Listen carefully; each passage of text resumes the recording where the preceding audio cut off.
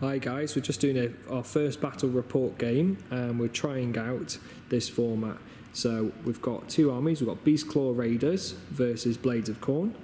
And looking at my army, there's 1500 points of Blades of Khorne. Sorry, it's not all painted, but we're doing what we can. We've got 2 units of 10 Blood Reavers. We've got a unit of 5 Wrathmongers. We've got a unit of 10 Blood Warriors, a unit of 5 Blood Warriors there. And then we have 2 Khorgraths. We've got my converted Khorgrath here. We're going to be running 2 endless spells. We've got the Brass Icon and the Wrath Axe. Then we've got a few heroes here. We've got a Mighty Lord of Khorne, we've got a Blood Secretor, a Blood Stoker, 2 Slaughter Priests, and an Exalted Deathbringer, which is being proxied by Magor from Magor's Fiends. Right. Here we've got Stuart's Beastclaw Raiders. Ogor Mawtribes. Oh, lovely. So we've got our Great Maw Pot for our healing. We've got our Butcher Proxy. Yeah. Until the other one turns up. We've got 2 Mournfang, just as one of our battle line. An Iceprow Hunter, Proxy. Then we've got 10 Wolves, one squad of 6 and 2 squads of 2. And then we've got 2 Frost Lords on Stonehorn. One with Metal Cruncher and Ethereal Amulet, and the other one Black Clatterhorn and Brand of the Svard. And we are the Boulder Head Mawtribe. That's really scary. Those 2 bad boys and 1500 points, that's really scary. Hopefully. Right, we'll show you the battlefield as well. So we've got this setup going on at the minute. We're going to be rolling for scenario very shortly and we'll come back to you very soon. This is some sort of ruined township at the minute. We've got some of the Warcry terrain from the gaming centre here at Goblin Gaming, and a few other bits from Game Mat EU. I'm going to try those out today. Alrighty, we've rolled for the scenario and we've got Gift from the Heavens. Could you quickly talk us through what we've got, Stuart? Okay, so Gift from the Heavens. In the start of the second battle round, we're going to have a meteor fall in both of our territories, in one of 3 locations. Okay. And then from that point on, you score victory points equal to the number of the battle round. Right. For each objective you hold. So hopefully, first battle round that they're on the table, you get 2 points, and then for the third one, 3 points. Okay. And it can, so let's say turn 2, one comes down in this segment over here, that's worth 2 points. 2 points for the turn that you hold it, and then on the third turn it will be 3 points. Yeah, and another one comes down. Yeah. No more come down. It's just those 2 come down, that's it. Okay, cool. And then for each battle round, you score points equal to the battle round. Yes, is it? yeah. And then for scoring purposes, is it anybody can capture it? Yep. So it's just whoever's got the most models on it. Right. Okay. So hopefully, because my men are worth 10. Yeah. the Beast Boys are worth 10 points. 10 people each. The Mournfang. 2 people each, and then the Doggos 1 person each. 1 person each. Okay. Well, I've got quite a few bodies, so hopefully that might come in my favour. Yep. We shall see. What I've got to hope to do is get a big boy on something and not move him. Not move him, and they're really hard to kill, aren't they? Yes. Yeah. Have they got 3 up saves? 3 up saves. This one has unrendable. Oh Lord. So that should be fun. So he's going to be chunky boy. All right. So we'll come back to you in a minute once we've deployed and see how we go from there. Here we are, we're now deployed on this beast of a field. I'm really nervous about these big lads over here, Stonehorns.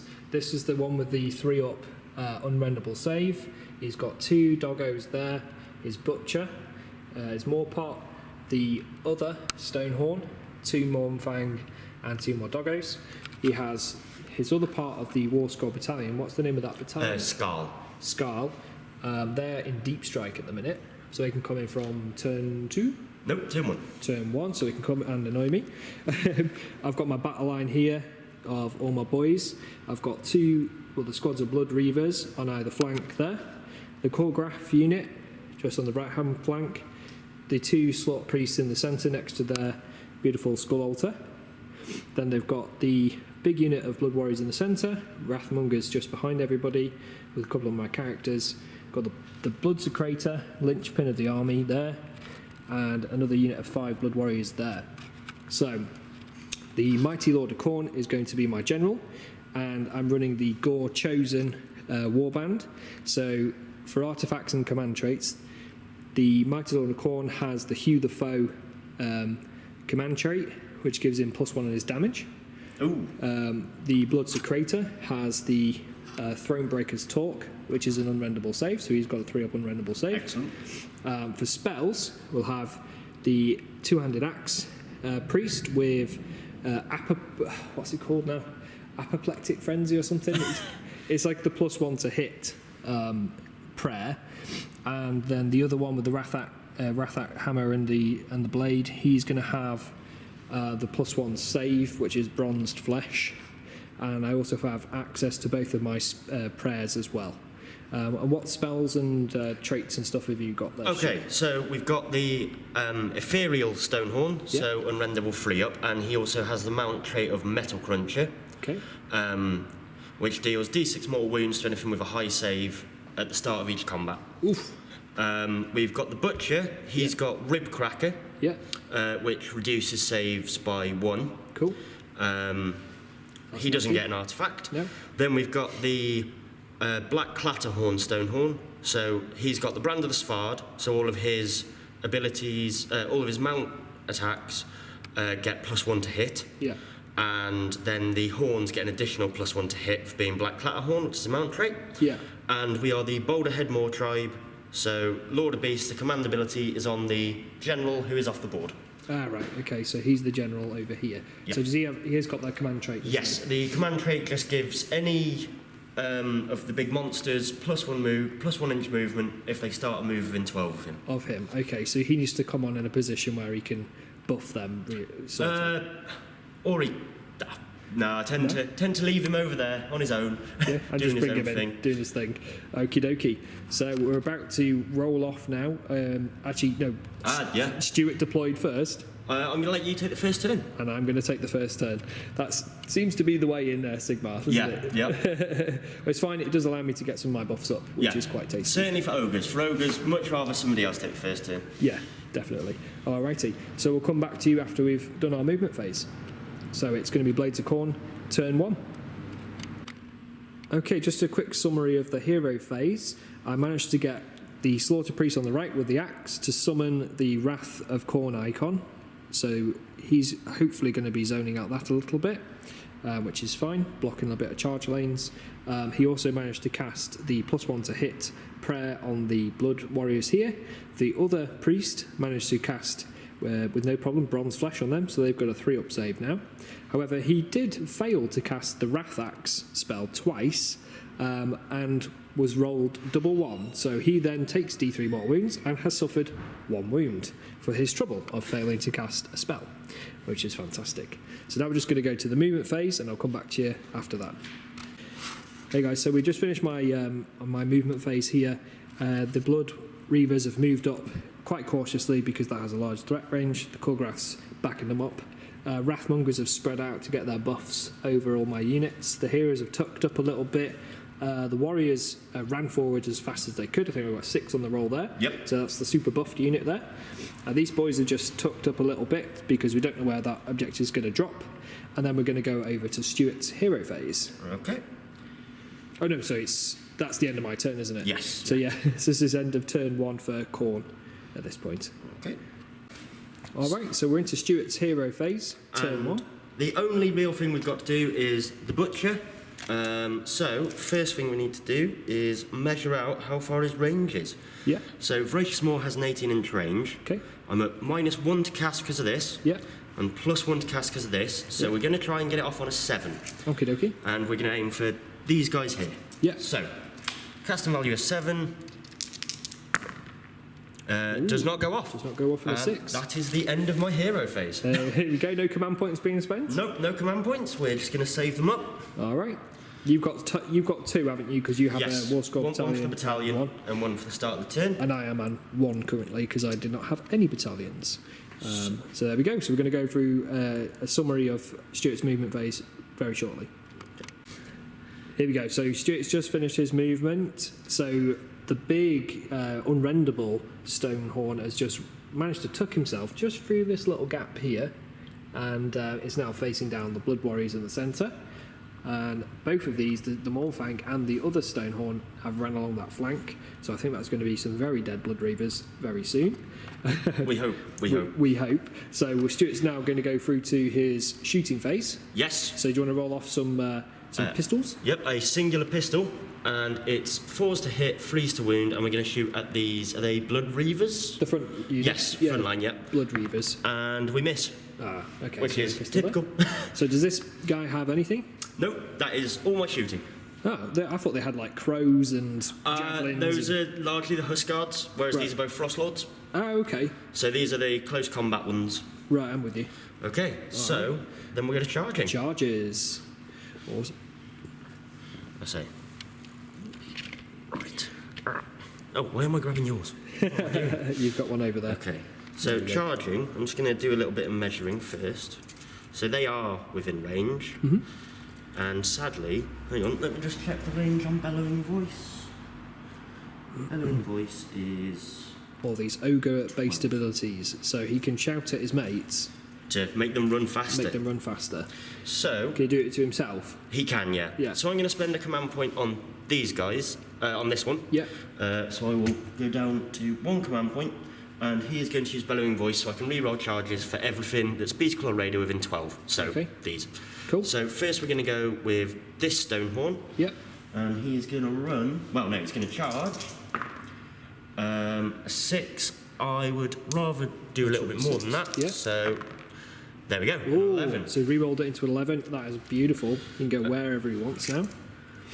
So 11. Can I get round the back? So I can get into the side. So I think this guy will come to here. Ooh. That's very nerve-wracking. So now I roll 11 dice, and each 4 up is a mortal wound. Okay. So hopefully... Right. So these are impact hits. Yep.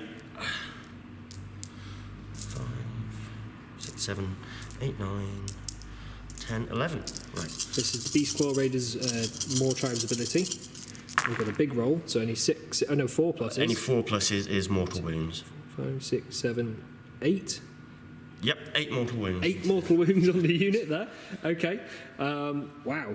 So what we can do here is we could literally remove 4, 6, 8 boys from that side.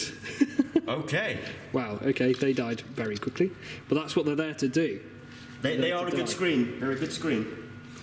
And then we're going to roll the charge on the other Stonehorn. Okay. Are the Mournfang charging? I was having a look at this, and I feel be. I might have just killed everything that they could possibly charge. Yeah, they might be out now, because... So, with a 12, they would not... Well, they get within half an inch, but... Yeah, you need to be within 12, don't you, to declare the charge? Yeah. Hang on. If I put that down there, I would say no. Unfortunately not in this instance. So, possibly should have charged with them first, but... Well, you just demolished a load of them. The Stonehorns are more fun. Yeah, okay. He crunched them. This Stonehorn is going to do This is charge, the scary one. and we are going with a 4, so I'm going to spend my other command point to re-roll this So one. it is a big number. Oh, it's got a 6. I very much doubt that's going to get Let's measure anywhere. that in. 6. Yeah, he's going nowhere. No. Okay. Okay. It's going to sit there. That's upsetting, but right. So, combat. Yeah. Because I charged, you can do a pile-in. So I'm going to move 3 inches to come to here. Yeah. So he's just going to push himself forward a little bit to there. To there. Okay. Right. And then I don't think I'm in 1 inch there, but I think I'm in 2 inches. I think so. Yeah, you're definitely within 2 inches. Yep, but not within 1. Not within an inch. Is that a difference for your melee weapons, is it? Yeah, so I can't punch and kick you, which I'm not sure how he can anyway. He's on top of a giant. Yeah, he's got really long legs, and maybe he leans over the horns. And That might be it. That might be it. So first we're going to go with a frost spear. Okay. And this is into these gentlemen at the back. So these are the blood warriors here? Yes. Yeah. Yep. Right, Okay. so hitting on freeze. Yep. So that's 2 hits. Wounding on freeze. So 2 wounds, -1 rend. Okay, so they have a 4-up save base. So there we go to 5 ups. Any 6s, I punch you back. Ooh. And that's a 6 and a 3. So 1 goes through, and you take a mortal wound in response. So I get a 5-up mortal wound save. So no, he goes down to 13 wounds. Okay. And then it's 3 damage apiece on that. Ooh, lovely. So these are damage. Well, they have 2 wounds apiece. Okay. These fellas. So he'll die, and he'll take a wound. Excellent. So that fella's off, and that is a wound on this guy. Okay. Because I want to pile in and fight myself. Next, we're going to go with my horns. Right, and I get a benefit to them because of the artifact and also the mount trait. Yep. So, 6 attacks, hitting on 2s. All right. All hit. Oh, lovely. What's the wounding on? Freeze. Oh, this is going to hurt. Wounding on freeze. Oh, not that much. Yeah, okay, so 3. Well, 3 -2 rend. -2. Oh, so these 3, I'm going to use these dice. I need 3 6s here. Oh. So here we go. Not a sausage. Okay, and because they're on the charge, 4 damage apiece. What? Yes.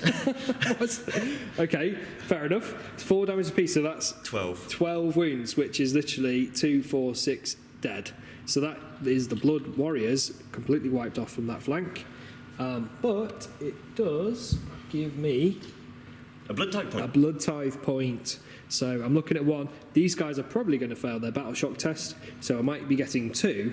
So just failing battle shock count as well. Yeah, it's when a unit is destroyed. So Destroyed by their own cowardice. yes, and who doesn't blame them, because Yeah. that is really scary. Damage 4 on the charge. Wow. Okay, you've got a lot of work to do, son. And the rest of the army has a lot of work to do. Yeah. So Yeah. we'll see how this pans out. So that is the end of. Oh no, I had to battle shock for them. Let's quickly do that. So they've lost 8 guys. 8 guys. Their battle shock is 5. So they cannot Cannot pass at all. So No. they are gone. Yeah. All So gone. 2 blood type points. 2 blood type points for me, for Blades of Khorne. Okay, we'll come back very shortly. After priority. Okay, so we're at the top of turn 2 now. So both the objectives have landed. So we've got Stuart's one in that corner there, Where I am not. where he is not, but he has very fast, big beasties. And then mine's dropped right in the middle of my stuff, which is fairly convenient for me. I'm also quite worried because that was really strong on the charge. The Mornfang, I've seen them before. They're good on the charge, but they're not. Yeah, super they're all scary. right. All of the beasties are still over this side. And then I've managed to recruit 2 lovely blood tithe points for the death of my 2 units on that flank. So we're now going to go for priority roll. So I win ties as I went first. Yes, yep. Okay, so here we go. Tom gets a 2. Uh-oh. I get a 1. Stu gets a There we 1. go. So I'm going to definitely take this turn. Are you sure you don't want to give it to me? Definitely not. Because I really need to get into a better position here. I could potentially cap your objective, Yes. which could be nasty for you Yep. in terms of points, because these can be fast when they've been whipped. Then this unit here, I'm going to have to really put myself in a difficult position, but I have to deal with these big lads that are now in my back line. That one is harder to kill, but I have maybe a lot of attacks, so that could help. This one is slightly easier to kill. Easier to kill. But Does again, more damage. Does more damage. Okay, so he is also super scary. So we'll come back to you after I've done my hero phase as a bit of a roundup. Okay, so we're actually going to roll out my hero phase on camera because we've got some pretty cool things that we can do. We've got both of these, I think, are within 16 inches of the stone horn. You're right, just double checking that real quick for me, Stuart. Where are we? Take measure there. Oh, yep. And just quickly seeing 16 inches to these boys. 16 inches. Do they need line of sight? They or- do not, which is tasty. So from the very front of my base, I would say they are. Yeah. But this one round here is also.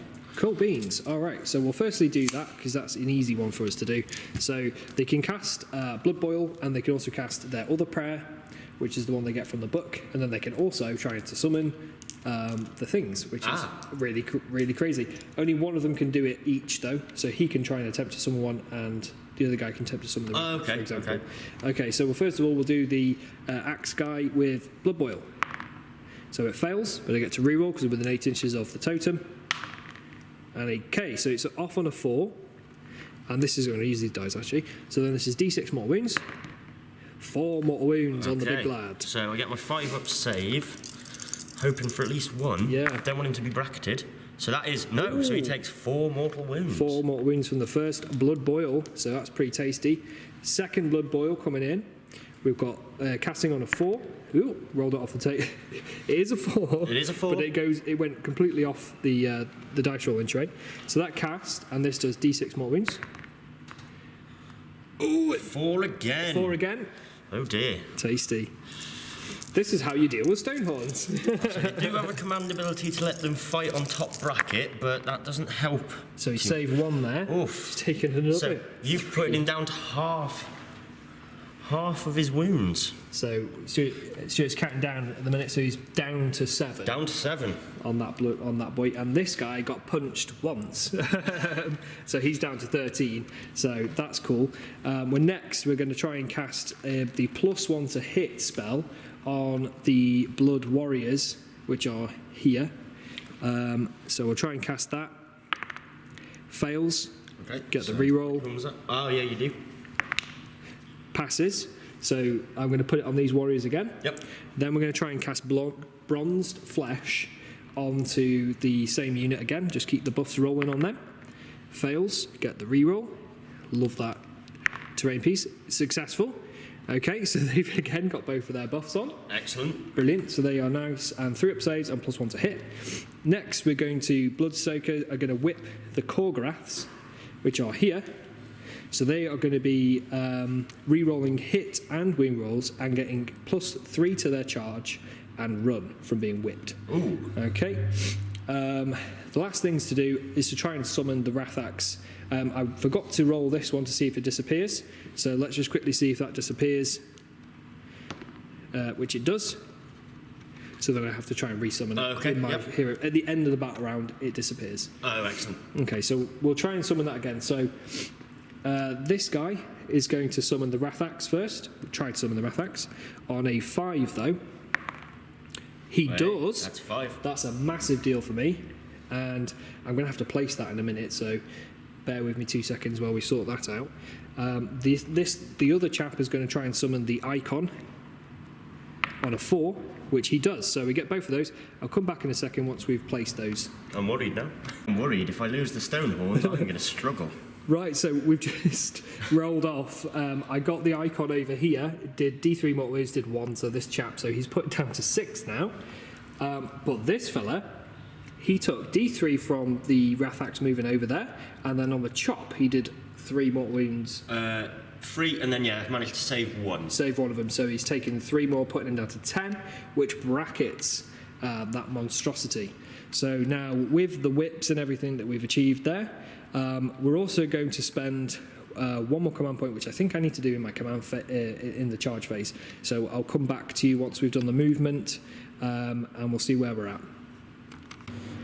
Here we go. So it's the end of my movement. I did the inspiring run on these guys for a command point to get them just within 6 of that objective. The Khorgraths were whips, but they can't run a charge, so they're going to sit there. They've moved up to try and engage this Beast Claw over here. Bloodstoker's there to support them. Spread out my priest a little bit, but Foot moved them up. Got the banner in a better position in the centre of the board to give his buff everywhere. The Exalted Deathbringer is just going to sit there, potentially get a charge off over here. The Wrathmongers have moved over. They're quite clunky. They can't run and charge, so I might be able to get 1 or 2 of them in over that side. Maybe. They do have a 2-inch reach on their flail things. I think I'll have to double check that. Might be 2 or 3-inch weapon. The Might Lord Khorne is going to try and challenge this Beast Claw over here, and then we've got the Blood Warriors over here, who are going to have some fun and see if they can engage the Mournfang or even this guy as well, because he needs to die, and they have a lot of attacks. So we'll see how that goes. I do have a shooting phase, but I think I have one thing that might be in range, which is this Khorgrath here. I'm going to double check their ranges. I think they have 8 inches on the the bone shards. Just about, yeah. Just about from one of them. Okay, so it's 3 attacks. Let me just quickly... Okay, after quickly checking the book, the Khorgoraths have only got a 6-inch range on their bone tentacles, so they can't get any shooting off, and that is the rest of the shooting for this turn. We're now going to go into charges, so there's going to be a few charges taking place. The key ones are really the Khorgorath, the Mighty Lord of Khorne, and over this side. So we'll do the Khorgoraths over here first, but I just quickly need to check the Mighty Lord of Khorne's command trait, because he has the Gore Lord ability, so I can use that. If you do so, pick a friendly model with his command ability until the end of that phase. You can re-roll charge rolls for friendly Khorne mortal units wholly within 16 inches of him when the charge roll is made.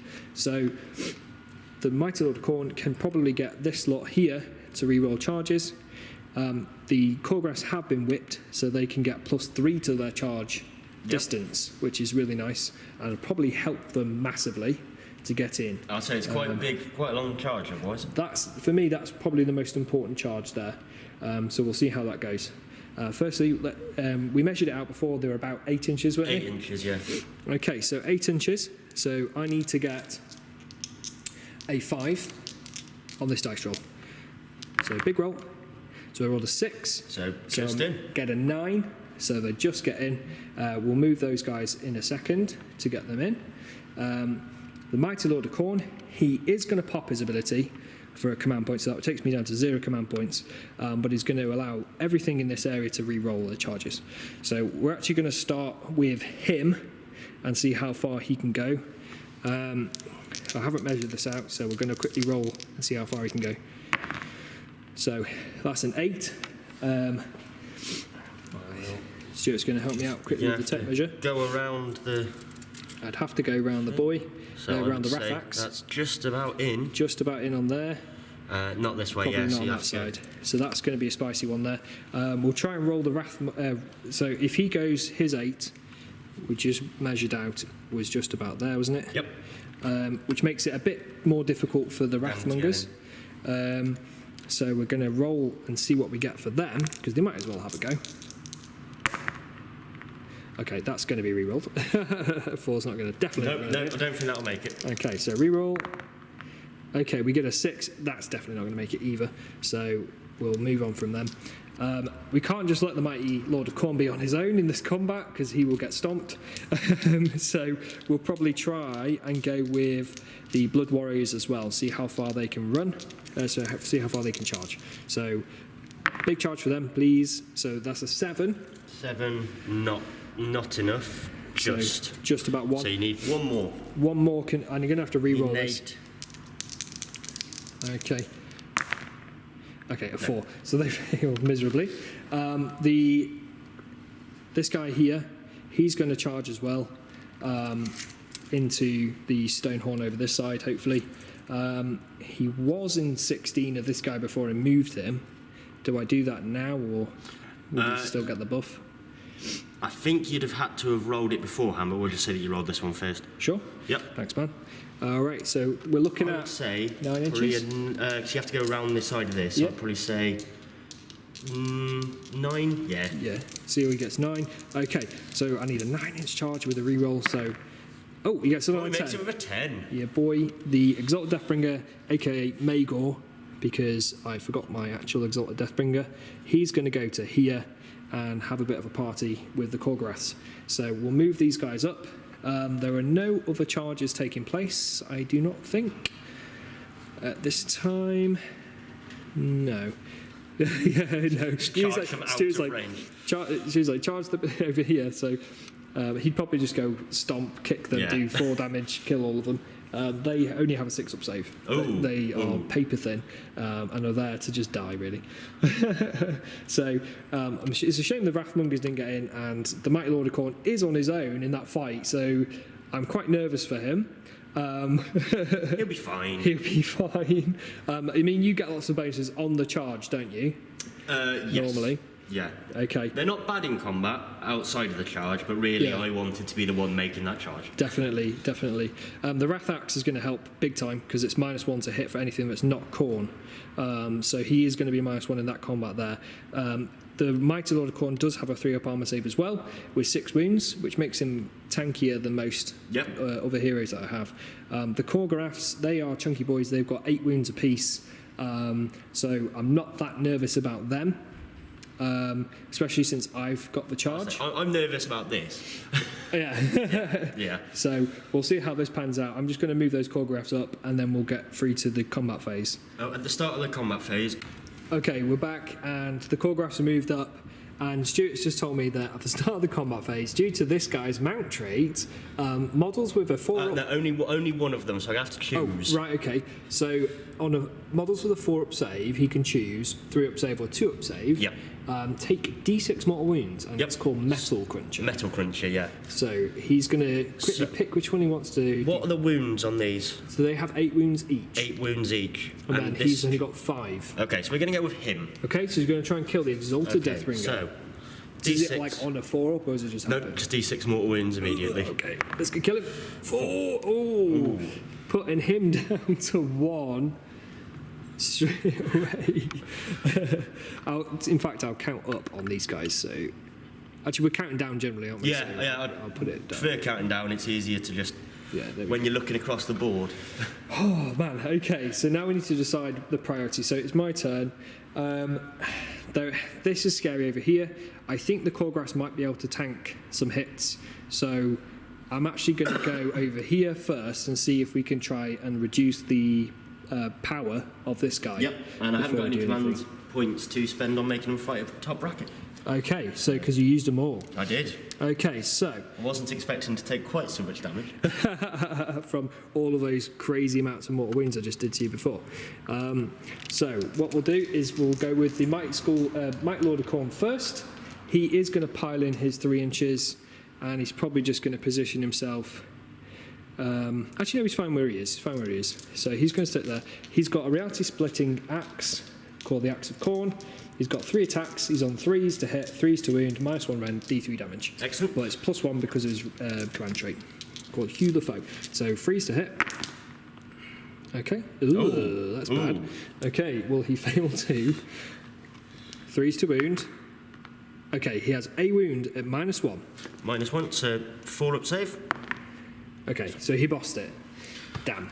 He also has Blood Dark Claws from his Hound, which are 4 attacks, 3s and 4s, no rend, 1 damage. So here we go. Wow. Oh dear God. Okay, I like rolling 1s at the minute. 4s to wound. No wound. He's not within 12 of an objective, so he's going to fail miserably and just sit there looking really pretty, and it's probably going to get killed. But not yet. We'll go through to Stuart. Stuart's now get his choice pile in. So, I think it's obvious. Yeah, I'm going to go for the Khorgoraths. Yeah. And also this gentleman. Okay, cool. So, I'm going to put my 3 punches and kicks into your Exotic Champion. Yeah. And everything else into these guys. Okay. And I am bracketed, so I am actually worse. All right, so that does do some damage to him. Right. So, first things first, we've got 4 attacks with the Frost Spear into the Khorgoraths. Okay. These are hitting on 3s. 3s. Okay, so, drop 1. 3 hits. 3s to wound. 3 wounds, -1 rend. -1 rend. Okay, so that 4-up goes to a 5-up. How many damage apiece are these? 3. 3 damage apiece. So this could just kill a Khorgorath outright here. Okay, save 2 of them. Hey, that's not bad. Save 2 of them. So 1 goes through, does 3 damage to 1 Khorgorath. Okay. Then we're going to do the punch and kicks, which are going into the Exalted Deathbringer. Okay. So these are 3s and 3s. So that's 2. 2 hits. 3s. No. No. Apparently he wants to live. Yes. So it's got 1 wound left. Next, we've got so I'm bracketed quite a lot. I've taken 8 wounds. Yes. Okay. So only get 4 attacks from the horns. Okay. These are, because this is my more defensive one, only hitting on 4s. Rightio. Ooh. Wounding on 3s. 3 wounds. -2 rend. -2 rend. This is going to hurt. Is this on the Khorgoraths, you say? Yes. Yeah. Okay. And this is damage? 3. Damage 3. So what did the bracketing do to him? took it down from 6 attacks to 4. Okay. Right, and he had a good spread of hits then. So this could probably kill Khorne. I need to roll 6s. Yes. Here. Not a sausage. So that's 3, 6, 9 damage. Yep. So they have 8 each. So 3, 6 kills him. And then 3 on him. Yep. So he's dead. 3 on that other Khorne. Wow. Okay, and then finally... More attacks. D6 stomps. Oh. 1. So, Into the Khorne as well? Yep, this is into the Khorne. Hitting on freeze. No. Ooh. No, we're not. Okay, they survived. Okay, wow, okay, that was a lot of wounds. They have such high damage. I do not have a lot of faith for this guy who completely whiffed. Yeah. Maybe the Wrath-Axe might save me. We shall see. Yep. So what I'll do next is I'll pile in, because there's no other pilings other than mine. The Khorne on this side will go first. I just quickly check his attacks characteristic. Okay, so he has 5 attacks base. He is within 16 inches of the banner, so he'll get +1 attack there. Okay. So he'll be on 6 attacks with his claws and fangs. We've got our lone dice running up. Okay, so he is hitting on 3s, wounded on 3s, Ooh. re-rolling all of it. Okay. So, because he got whipped by the Bloodstoker. So freeze, and all but 1. Let's re-roll that. All hits, tasty. And 3s to wound with a re-roll. Drop 1 again. This is nice. Okay, failed that one. So you need to make 5 at -1. So this one ignores rend. Oh, does he now?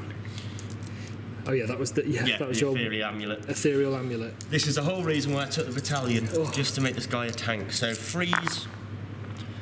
So only make 2 saves. So He's dead.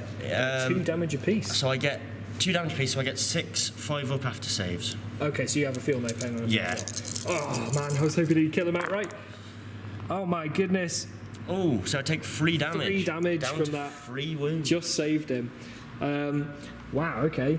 I was hoping to kill him because he has the Taker of Heads ability and he would regain a wound. Oh, no. So the exact result of Deathbringer. Oh, still got my... Oh, we're piling over here. Yeah, let's So do that. He's going to stay where he... Actually, no, he's not. He's going to move round 3 inches. Mm-hmm. Just sort of scoot around your base a little bit to get away from your axe. I'm not outside of 3, but Yeah. I'm a little bit further away. When you're base to base, Yeah. can you still move? So long as you end closest to. So Because you're already close, yeah. Yeah, scoot around the side, but you can't, move away. I'm with you. So I think that's still within 3 of the Wrath-Axe. Yes. Oh, yeah, he's definitely within 3 of the Wrath-Axe. Yeah. He's, But he's going to probably It's just kill... if I kill him, it gives me a bit more movement next turn. Next turn, okay. Yeah. He is on the 2nd bracket, is he? Or is he still healthy? Is, He's taken 4 4 wounds. wounds, so he is down to the 2nd bracket, yeah. Sweet, okay, that's something at least. Right.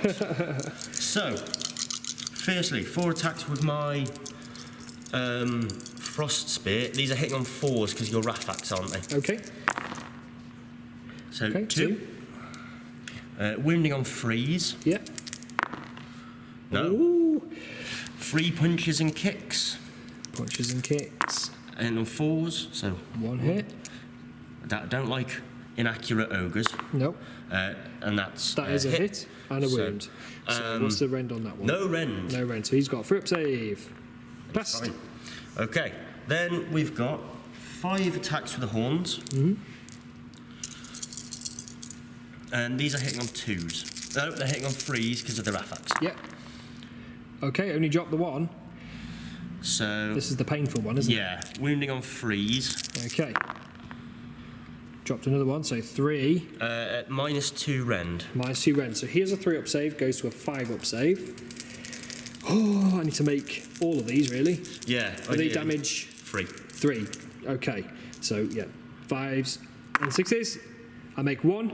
So that's 6 damage. Yep, 6 damage through. Kills him. Oh, does it? Yes, because he only has 6 wounds, unfortunately. And that is my general dead. Oh, no. I think you then get to choose another general, from what I remember. Oh, right, okay. Well, it'll probably be the Blood Secretor Yep. over here.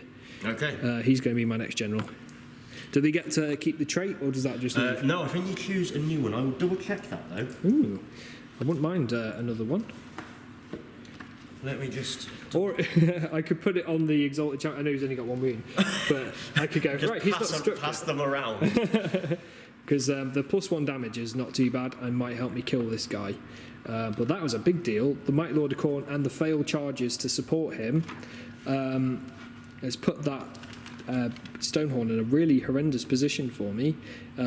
If I just did one wound to that with the with the axe of Khorne from the Lord, on 5+, you can instant kill a model. Oof. So I was hoping to get just one wound through and look out on that roll. Yeah, and kill him outright. And kill him outright. That's why I just went hell for leather over that side. That seems fair. Yes, so once you've finished setting up all of your units, nominate one of the models you set up to be your general. If your general is slain, pick another model from your army to become your general. Yeah. But it does not say whether or not they get a new trait. I don't think it would. No. I don't think it would. I don't imagine so. I've not seen that in any games I've played before. Well, that's fine. I will make it the Bloodsecrator because he has a 3-up unrendable save. Which, in fairness now, it might have been helpful to put on the general who just got splatted. He did get a little bit splatted. So, well, there you go. He also had another attack, which I forgot to do as well, because he was within 8 inches of a Wrathmonger.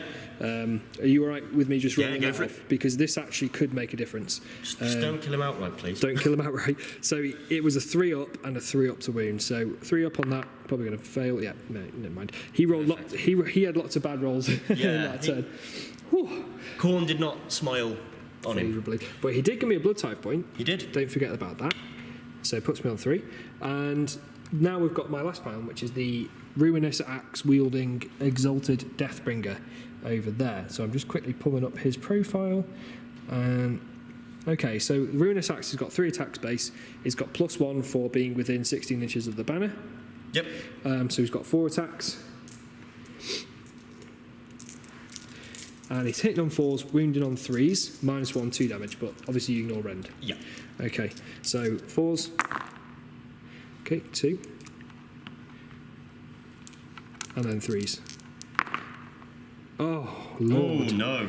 Okay, not having a lot of good dice rolls here. I should have killed one of those at least. So, that is the end of that turn. Nothing died, so he can't heal any wounds from the Khorgorath. Everything else whiffed its charges. So we then go to Stuart's turn 2, hero phase. You score at the end of your turn, so you have lovely. 4 victory points. 4 victory points for me. Excellent. So I have control this one, and these boys control this one for me. Excellent. We'll be back in a minute. Okay, we're back on Stuart's hero phase now. He's going to pop the pot. Yep, so I'm going to empty the pot to heal D3 mortal wounds to each ogre within 36 inches. Wow. So he's measured out, and the boy over this side is in. And so is this gentleman. So is that gentleman. So we're going to start with this one. Yep. D3 mortal wounds. 1. Just get so someone he back. goes up to 4. Every little helps. And then the guy over there, 3. So he's up to 13. Oh no. That is painful. He's back on 13 wounds. He's in a really tasty position now. And then I'm just going to check something. Yeah. So, if I slay a model within 6 of the maw pot, I throw the body in Yeah.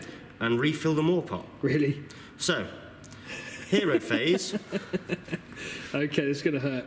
Next, we've got the Everwinter. Okay. So anything that's within, I think it's 3 inches, but I will double check. Yeah. Of any Beastclaw Raider, I roll a dice, and if it's lower than the battle round, they take mortal wounds. Right, okay. So we're in battle round 2 currently. Yep, I have a feeling that it probably won't go off, but it could, and it could kill my poor Exalted Deathbringer and then there. throw his body into the pot. And have fun with his corpse. Okay, so at the start of your hero phase, roll 1 dice for each enemy unit within 3 inches of any Beastclaw Raiders unit. Also, this can't fill the pot because it's at the start of my hero phase, so it's the first thing that happens.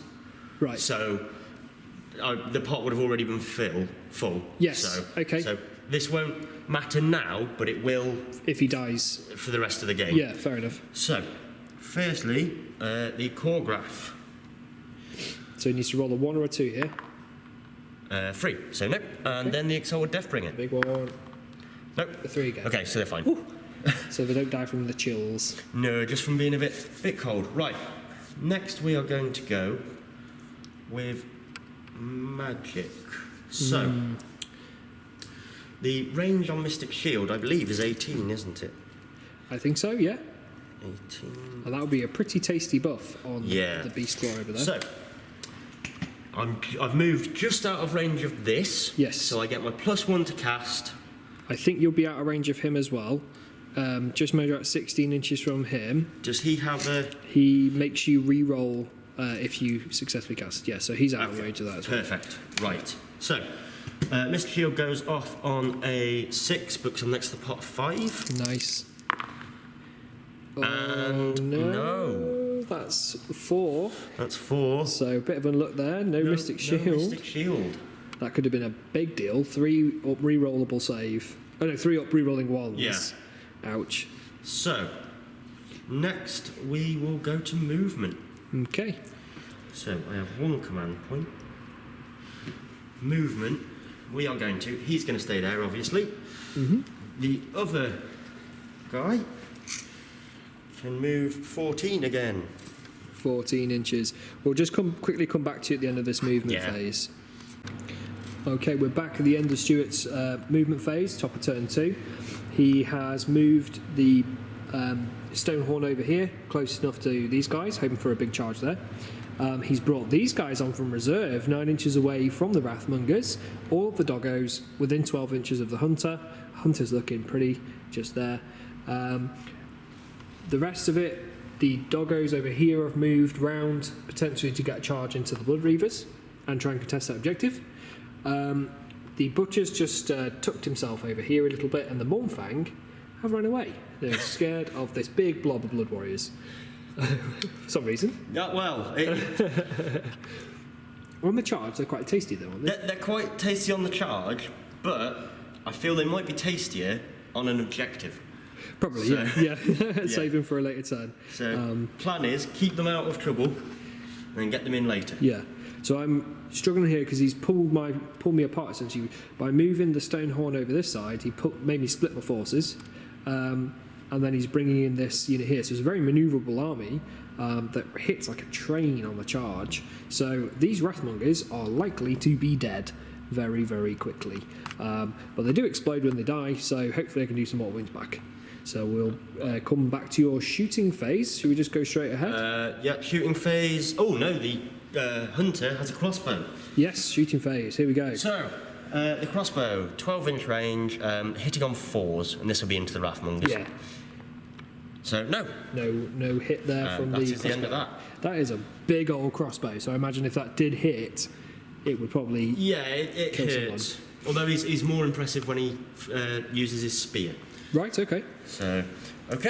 So, now charging. Charges. Right, so the wolves add 4 to their charge. Wow. Yeah. So 1 for the battalion. Yeah. And 3 for being near a hunter. Okay, so top of Stuart's charge phase. Right, and we have the +4 for the being near the hunter. So that is a 7, so that goes up to an 11. I would say that's in. Yeah, they're 9 inches away, yep. so it's just where you want to put them, really. I will go with... I can move them for you if you wish. Yeah, that might be easier. So they're going to go 11, and they're going to come just into the side of this one, I think. Okay, so this guy, 11. Yep. Like that. Was that about it? Probably more around here, just so I don't get too close to you in case you... Like that? Yeah. Okay, so then this guy, like that. Tell me if I'm going wrong here. Can you go on an objective? You can, yeah. Okay. They're technically meant to be... Luckily for me, that pulls out. Like that. Pushed him back a little bit. Okay. So, these guys do not do mortal wounds on the charge, sadly. Thank you. Thank you, shit. It's okay. The stone horn, however, yes, does. the big one. So the Stonehorn, I'm not going to spend a command ability on this. Okay. Because I'm fairly certain he can make that. Oh, and he does. 10. And he gets a big roll. Yep. Oh, so, man. Oh, man. he is also going to come, and he's going to lose 2 inches just to go over there. Yep. So, hiding from the Rafax, and I don't blame him. He's now going to be on pretty much full health. Full health and ready to hit. So I roll 10 dice. Yeah. That is really scary because that monstrosity can dish out the pain on the charge and not on the charge. Yeah. As we have it. So this is the mortal wounds. And on 4s. So mortal wounds on 4s. Oh. That's. So that is 4 mortal wounds by the looks of it. Yep. Okay, so they have 3 wounds each. So what I'll do is I will take from this chap first, and then 1 wound on him. Okay, if I give you a dice. You've got one there next to me. So that, but then he, because he was killed in the, while he's in close combat, he gets to roll a dice, and he gets +1 for a model within 3 inches of him. So on a 4 up, so would become a 3 up. Okay, so it was a 6, so it does D3 mortal wounds, as opposed to doing 1 mortal wound. So D3, 3 mortal wounds from killing him. Right, so 5 up saves, and so I take 2 mortal wounds. 2 mortal wounds just from killing a Wrathmonger. That's that was spicy. Right. Then the last of my charges. Yeah. I feel this is more of a sort of just for the fun. These 2 wolves. So sadly, they do not get. In fact, they do not get any bonuses to their charge because they're not near a hunter. Okay. 7. So we'll just measure this out because we're not sure quite how far they are away. So 7. Okay, so they keep going to the core graph. They'll go into the core graph. Yeah. Woof. Hello. His core graph is pretty wounded at the minute. So right. He's got 5 wounds remaining. So. This guy, is he charging? I very much doubt he's going to make it because I have blocked him out. Oh yeah. So if he was a bit closer that way, but I think you were thinking if I were to remove these to stop him from attacking, potentially. Sort of wanted to keep this way, and also it means your axe has to come more this way to. Yeah, if it stays on the board. Yeah, because it probably won't. It's hard to summon again. Okay, so we're going to start with the wolves. I'm going to spend a command point. These wolves? Yes. Yeah. From my hunter to give them all an additional attack. Ooh, lovely. So that's your command point so you're now down to 0 command points. Now down to 0 command points. Okay. So I will start with them, but at the start of combat, this metal cruncher goes off. Okay, that always happens at the start of combat. Always at the start of combat. Oh, okay. So that's going to hurt. D6 wounds into him. Yeah. So he's only got 1 wound, so he's dead, but he's very dead. So he did. And that refills my more pot because he was within 6. Yes, he was. And I also get a blood tithe point. Put me on 4. Okay. Right. So the wolves have 4 attacks each. There's 6 of them, so 24 attacks. 24 attacks. Here we go. So 6. Lots of attacks into the Wrathmongers here. 12. Stuart's just quickly counting out his dice.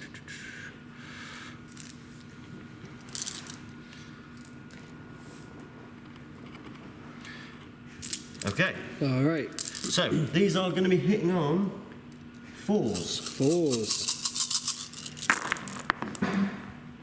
Pretty good roll there. Yeah, not too bad. Let's get rid of them 1s and 2s and 3s. Okay. 2 there. And a 3 there. You got better eyes than I do. Don't look at it through the camera, that's the secret. Ah. Okay, and then wounding on 3s. On 3s, okay. Okay, again, pretty decent. Just got a 2 there.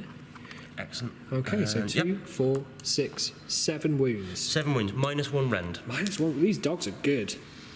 Okay, 3, 6, 7, 6 up saves now. Ooh, okay. They only have a 5 up save, those guys. Oh, right, okay. It's the Reapers that have a 4 up. So 6s. Save 3 of them, strangely. That's impressive. Very nice. So it's only 1 damage apiece. Okay. So there's a guy with 1 wound, so kills that guy, and then puts 2 wounds on another one. So we'll roll on the table because there's a guy within an inch of him, so he gets to roll with +1 on the table. So a 3 or a 4, it's 1 mortal wound, and a 5 or a 6 because of the +1. D3. It's D3. So here we go. So 2, which goes to a 3, which is nothing. It's nothing. Okay. No more wounds there. Excellent. That's a shame. And then the other one takes 2. The other one takes 2, so let's put the 2 on him. Okay. All right. So then it's my pile in next. Yep. And, right, I have a Khorne over here, which I'm quite keen on trying to kill the big boy in the middle. There's a good chance of doing it because he's got 6 attacks with rerolls still because of the Bloodsoaker. Yep. So I'm going to do him next because the Wrathmongers, to be fair, like they've already attacked. This guy's probably going to kill the rest of them if he does well. So I might get a few attacks with them, but the Khorne is in a worse position there, so he's going to have his attacks. So 3, 6. They're all going into the big lad. Yep. Okay. So 3s with a reroll, and that's 1 miss with a reroll. Ooh, it's a 3. Yep. So all hit. All hit, and then 3s to wound, and I need the reroll this time. All wound there, sir. Okay. So 6 wounds. 6 free up saves. Normally a -1, but because of the Ethereal Amulet, he's looking at an unrendable save. Right. Luckily, no Mystic Shield. So 2 go through. 2 go through. but then So that's 4 damage. 4 damage, and he's on 4 wounds. So I've got to hope one of these 4 dice Oh god. is a 5 up. Oh, he got 2 of them, so he's alive on 2 He's wounds. down to 2. Oh boy. That is bad for me. But just put him on his final bracket. He is very, very, very much bracketed, yes. Yeah, so at least he's slightly He's weaker. limping along. So hopefully I can finish him in my next turn. So we're going to go with that Stonehorn. Okay, Your yeah. Wrathmongers. Fair enough. Okay, so I'm nervous here. I have not got any Rafax. Nope, but you've lost 3 wounds. So I am not yet bracketed.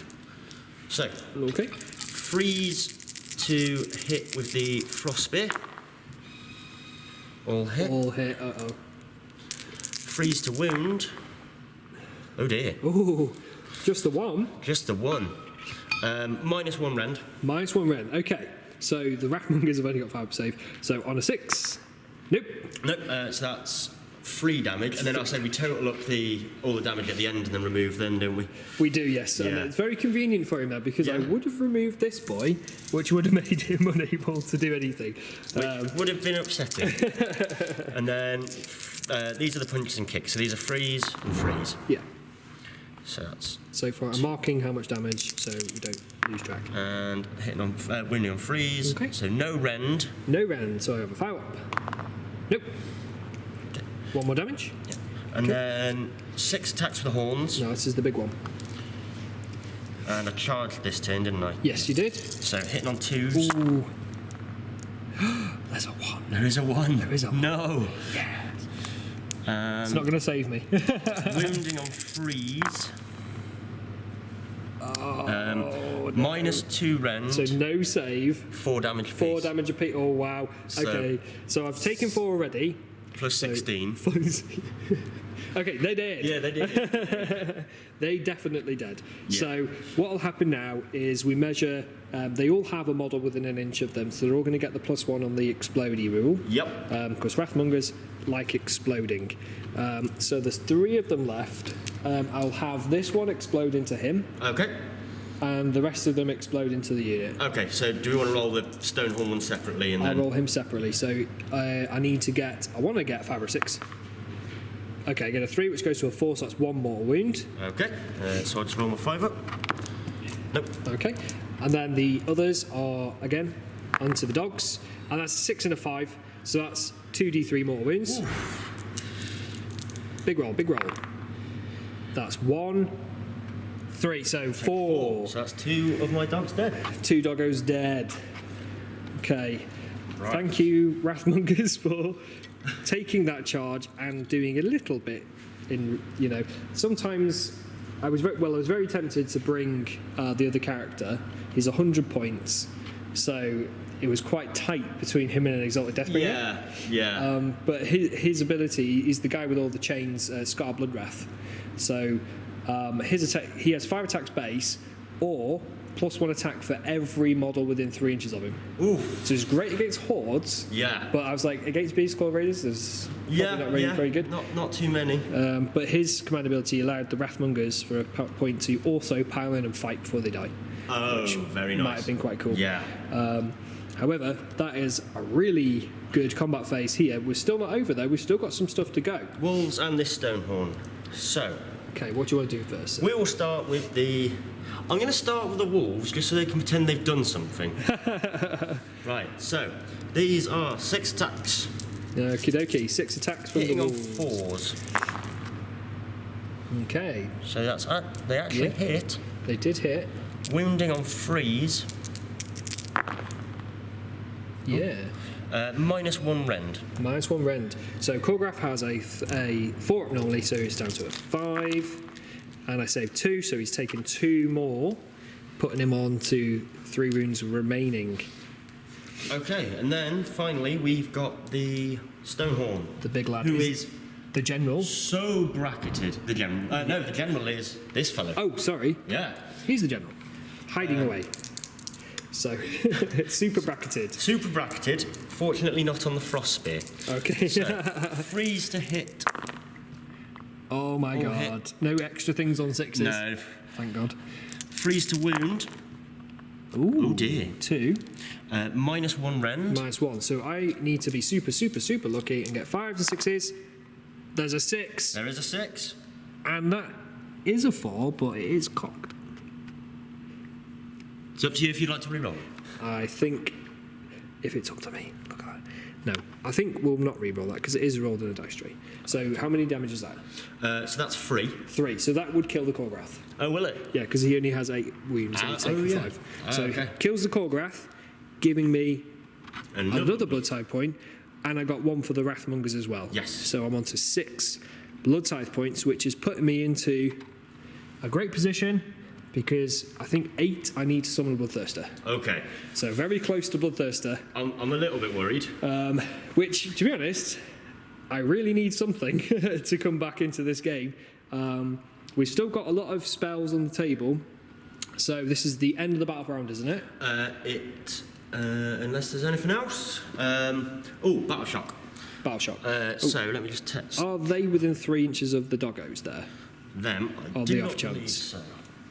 Because they could try and have a punt. But it might not be worth my time.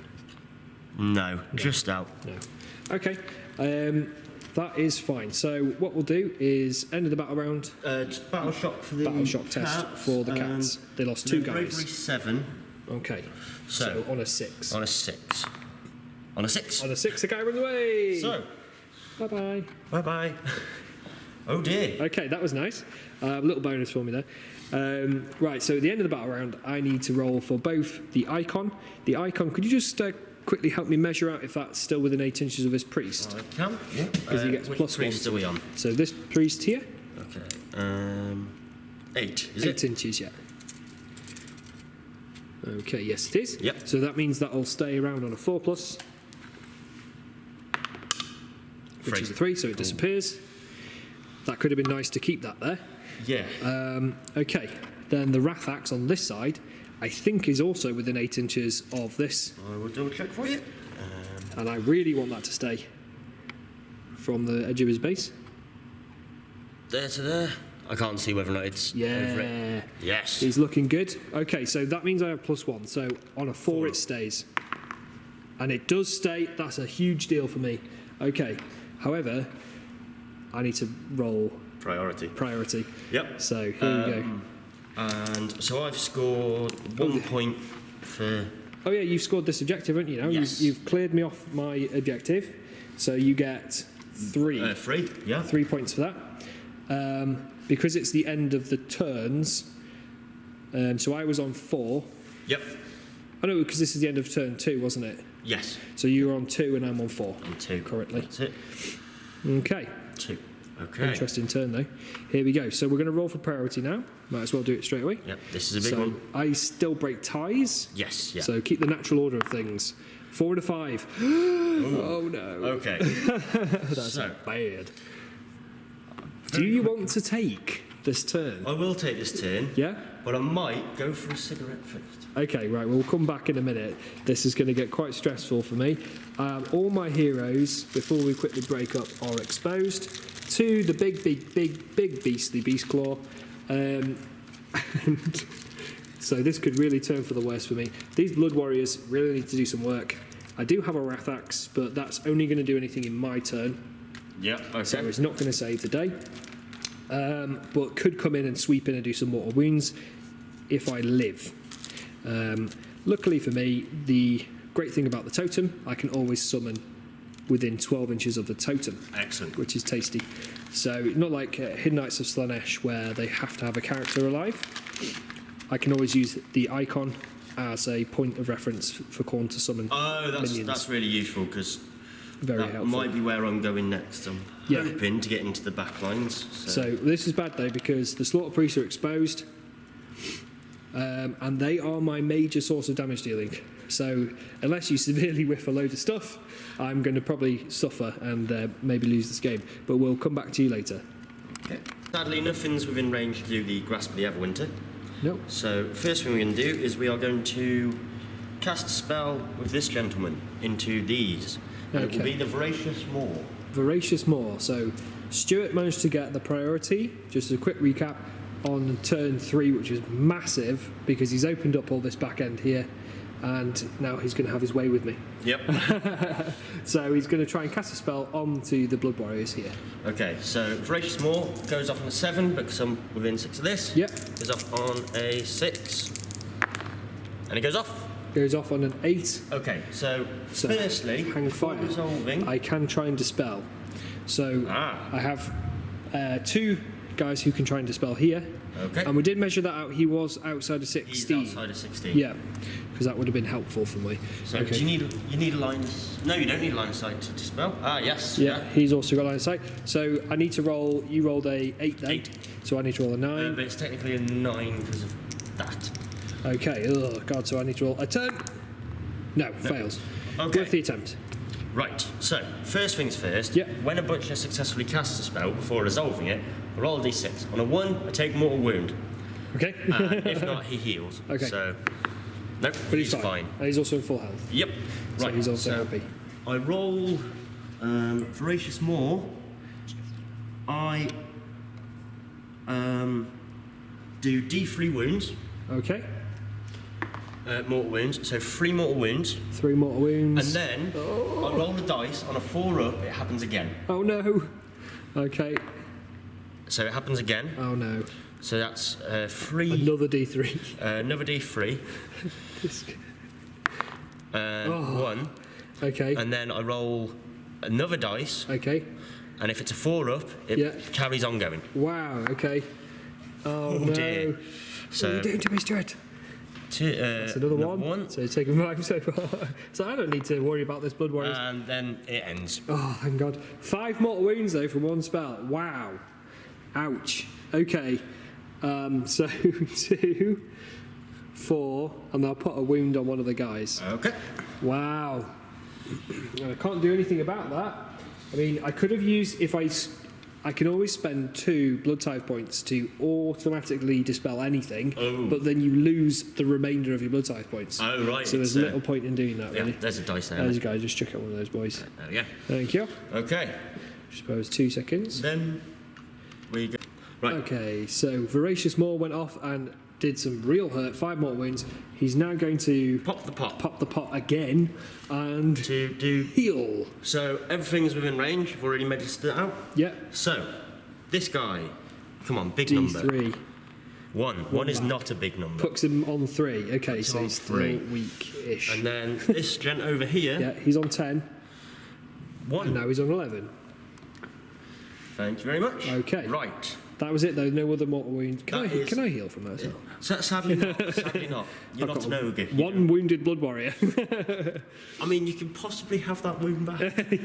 If they survive, you can have the wound back. Oh, if they survive this turn. Yep. Which they probably won't. We'll see. Right. Movement phase. Movement phase. We are going to stop being cowardly with the Mournfang now. Okay. Going to get into the fray. I was thinking what I should have done before as well is I probably should have, instead of spending the command point on that reroll thing, I should have used my Gore chosen reroll at the start of the thing, put it on them, which would have then allowed them to move and run and charge. Oh, okay. So, and run max 6. So I should have done that and brought them all the way around here, and might have been a different scenario. Yeah, may well have killed Stonehorn. Potentially, yeah. But we'll see how that goes. So these guys are just going to come up here. And hi guys. hello. Those wolves can stay there, I guess. Just sort of blocking the butcher. Yeah, they're chilling. They're looking after him. Then these cats are going to move 9. Okay, so they're going to try and cap that. They're going to stay outside of 3 of these. And right, my Stonehorn. He might die because of this, but he's not a coward. No. So he's managed to survive a lot so far. yeah, he is also going to go just outside of 3. Okay. So put himself right on the corner, which is very nice of him. okay. Just shuffle in there. Does his movement profile get reduced from the wounds? Yes. As well? Yeah. He is down to a 4-inch move. Okay. So he's a little tucker. effectively had a chance to turn round and shuffle back. That's it. That's it. So then we are going to move these cats. Yeah, cats and hunter. So the cats go 9. So they're just going to come outside of 3 of this guy. Okay. Over the lonely. It's got to measure the priest. 3, but Yeah. put them. So he's there. So they're Just just nudge them back a little bit. nudge them back. All right. Where's this boy going? He will move. Well, he can move up to 14, but he's going to go to with outside of 3 of these. Okay, so he's going to tuck himself up to about there. Yeah. The hunter is going to run. Ooh. So, because he can run and then he can throw his spear. Okay. So, he's going to run. So he's going to move a total of 10. 10, because he's got his +2 because he's hungry now. He is a hungry, hungry man. So he's just going to come just to behind these. Oh, can you just sorry, look him mate. forward? Yeah. Cheers. There you go. He's just going to go to there. Shooting. Yeah, he does have some shooting. He does. He's going to throw his spear. Not shoot the crossbow, or does he? Because he ran. While He he's can't. ran. Yeah. He can throw his spear. Yeah. So, this will go into. He can. Gonna go into the Bloods crater. Yeah. It gets -1 to hit because you have. Oh, what's it called? Lookout, sir. Right. So it's hitting on 5s. So it's not great, Okay. but no. No. Okay. Okay. Then we're gonna do a pistol shot from these into your Blood Warriors. Pistols at dawn into the warriors. So this is also a 4. No. Okay. Every time I try and shoot with an ogre, I roll a 3. Yeah. Right. Charging. This is the important bit. Okay. So, firstly, these cats are going to make their charge. Okay. They get +4. Yeah. So they can't so fail. They can't Yeah. fail. So they're just going to go in. Okay. Hi guys. Hello. Dueling the cats. These cats, they do not get +4 because they have to be next to the hunter or another unit from the battalion. Yeah. So they are going to charge 7. 7 inches, so easy peasy. Probably want to stay near the objective. Yeah. So 7, I reckon we'll go tuck in there. Yep. Right. And now for the big boys. This bit I'm worried about. So, Stonehorn. The one at the back. Yep. He's going to go 8. Okay. So, where is He's he going to going park to go? himself right between these two. Lovely. Hi. So he gets to do lots of mortal wounds, right? yep. So I'm going to roll 8 dice. Do you pick a unit to do Yeah, it I have too? to pick one. So Okay. what are the wound characteristics? 6 and 5. We're going to choose your Blood Crater. Blood Scrater. So 8 dice and 4 ups is mortal wounds. 2, 3, 4, 5, 6, 7, 8. It was an 8 that I rolled, wasn't it? It was an 8. Yeah. On the 4s. Oh Lord. 1, 2, 3, 4. Oh, putting him on 1 wound. Ooh. Ouch.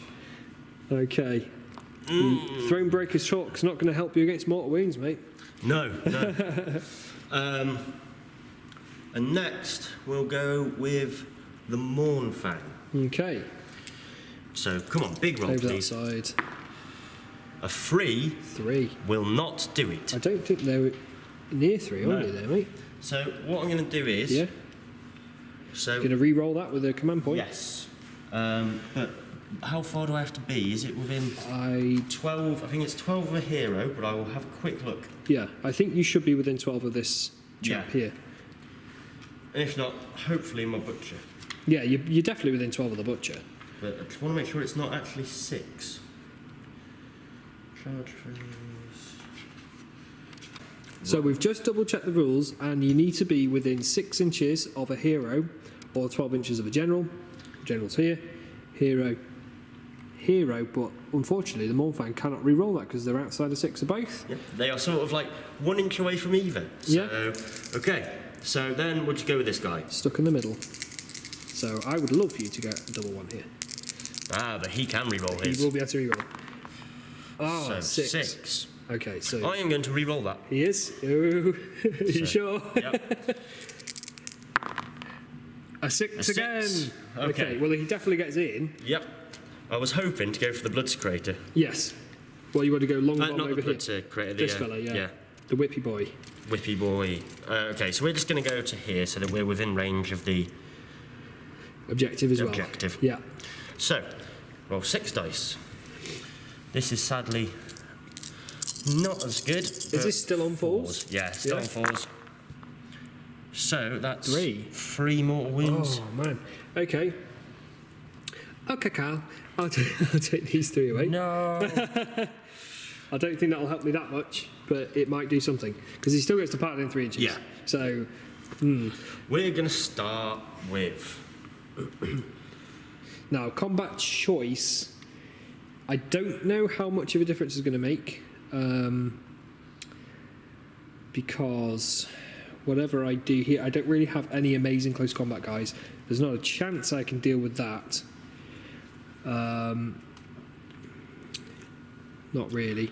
So, I mean, yeah, so it's a big choice for you I'm going to actually start with this Stonehorn. on this flank here. Yeah. Okay. Because he's quite hurt. I don't know. They only have 1 attack each at the minute because then they need to be within 16 inches of the banner to get attacks. So, But at the same time, if Like a just pile 3 back. went through, yeah, it's true. so he's going to go here. Yeah. Right. He is very bracketed because for some reason I spent my command point on the re-roll in the 6 charge Yeah. and not on making him fight top bracket. So, we're going to go. It won't make a huge difference because they still have a large number of attacks. That aren't a problem with brackets, yeah. Yeah. So, 4 attacks to spears, freeze and freeze. Okay. So- Drop 2. And freeze. Oh dear. On. Okay. -1 rend. Okay. They have no save. Okay, so that's 3 damage. 3 damage. Well, you do all of them at the same time, don't you? Yes, yeah. So what I'll do is, for now, we'll just remove 3 there. Then we've got the punches and kicks. Okay. Freeze and freeze. Wow. And a 3. Yep. Okay, one more. No rend. No rend on that. Oh, I have a 6-up save. Oh, I saw it for a second. So, 1 damage. 1 damage, kills another guy. And then, how many attacks do I get at bottom bracket? 2. 2 with attacks the with the horns. So, hitting on 4s. 2 hits. 2 hits. Wounding on 3s. Yeah. Yeah. Did it? So, yeah, that's... They definitely did. Okay. Okay, but I get a blood type point. Hooray! You do. I am very, very, very worried about 7. this Bloodthirster. I don't think you should be that worried. It could do something, but I don't think it'll do a lot. I don't think it'll do enough, really, to get me... Because I've lost a lot of stuff. I could bring in, with 7 right now, with 7, I could bring 20 bloodletters. Okay. They can do mortal wound output. Yeah. That's not too bad. The Bloodthirsters can do some work. But getting you off this objective will be a struggle. We'll see. Let's see how this pans out. Okay, so your turn to activate. My turn to activate. Okay, so obviously all the Reavers are dead there. So I've got this sort of priest. I've got the Blood Secretor there. He has a reasonable attack, and I'd like to try and do something with him before he dies, because he's only got 1 wound left. So what he'll do is he'll pile in his 3, and he's going to come to here. It has to be to the closest model. Closest model. So still end closer to this guy. Ah, yeah, okay. So there. But I'm going to put my attacks into them. Ah, right. Okay. So he has 4 attacks base, +1 for his own banner. So the Blood Secretor, I think, I'm just going to quickly double check. I think he's 3s and 3s. 3s and 3s, 4 attacks base, 5 with the banner, -1, 1 damage. Ooh. So 3s. Okay, there's 1, 2 there. And then 3s again. Get to reroll that 1 though, because the Gore chosen ability, I'm within 12 of an objective, which fails. Okay, so 3 wounds at -1. Okay, so no saves on the cat. No saves on the cat, so 3 damage. Oh, okay, 3 damage. 3 damage. This one here is dead. Ooh, okay, and then 1 wound on another boy. Another doggo. Yep. Oh, cats, aren't they? Not dogs. Yeah, they're cats, but the dogs are prettier. Yeah. So, we are going to go with the Stonehorn. This one? Yeah. Okay. He's going to pile in to there, as he literally cannot fit between anything else. Yeah. So, he is going to put... This guy has unrendable, doesn't he? Unrendable 3 up. Unrendable 3 up, But 1 wound. but 1 wound. So we're going to put... Am I within 2 inches of your Blood Warriors? Probably. What do you reckon? Oh, yeah. Yeah? So, the horns are going to go into the Blood Warriors. Uh-oh.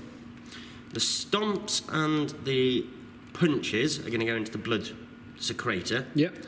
And Frostbeard will go into the other guy. Into the Slaughter Priest. Slaughter Priest, yep. Okay. So, 4 attacks with the spear. This into the Slaughter Priest. Hitting on 3s. Okay. Okay, not bad. Wounding on 3s. Yeah. Okay, 2. -1 rend. -1 rend. So here's a 5 up normally.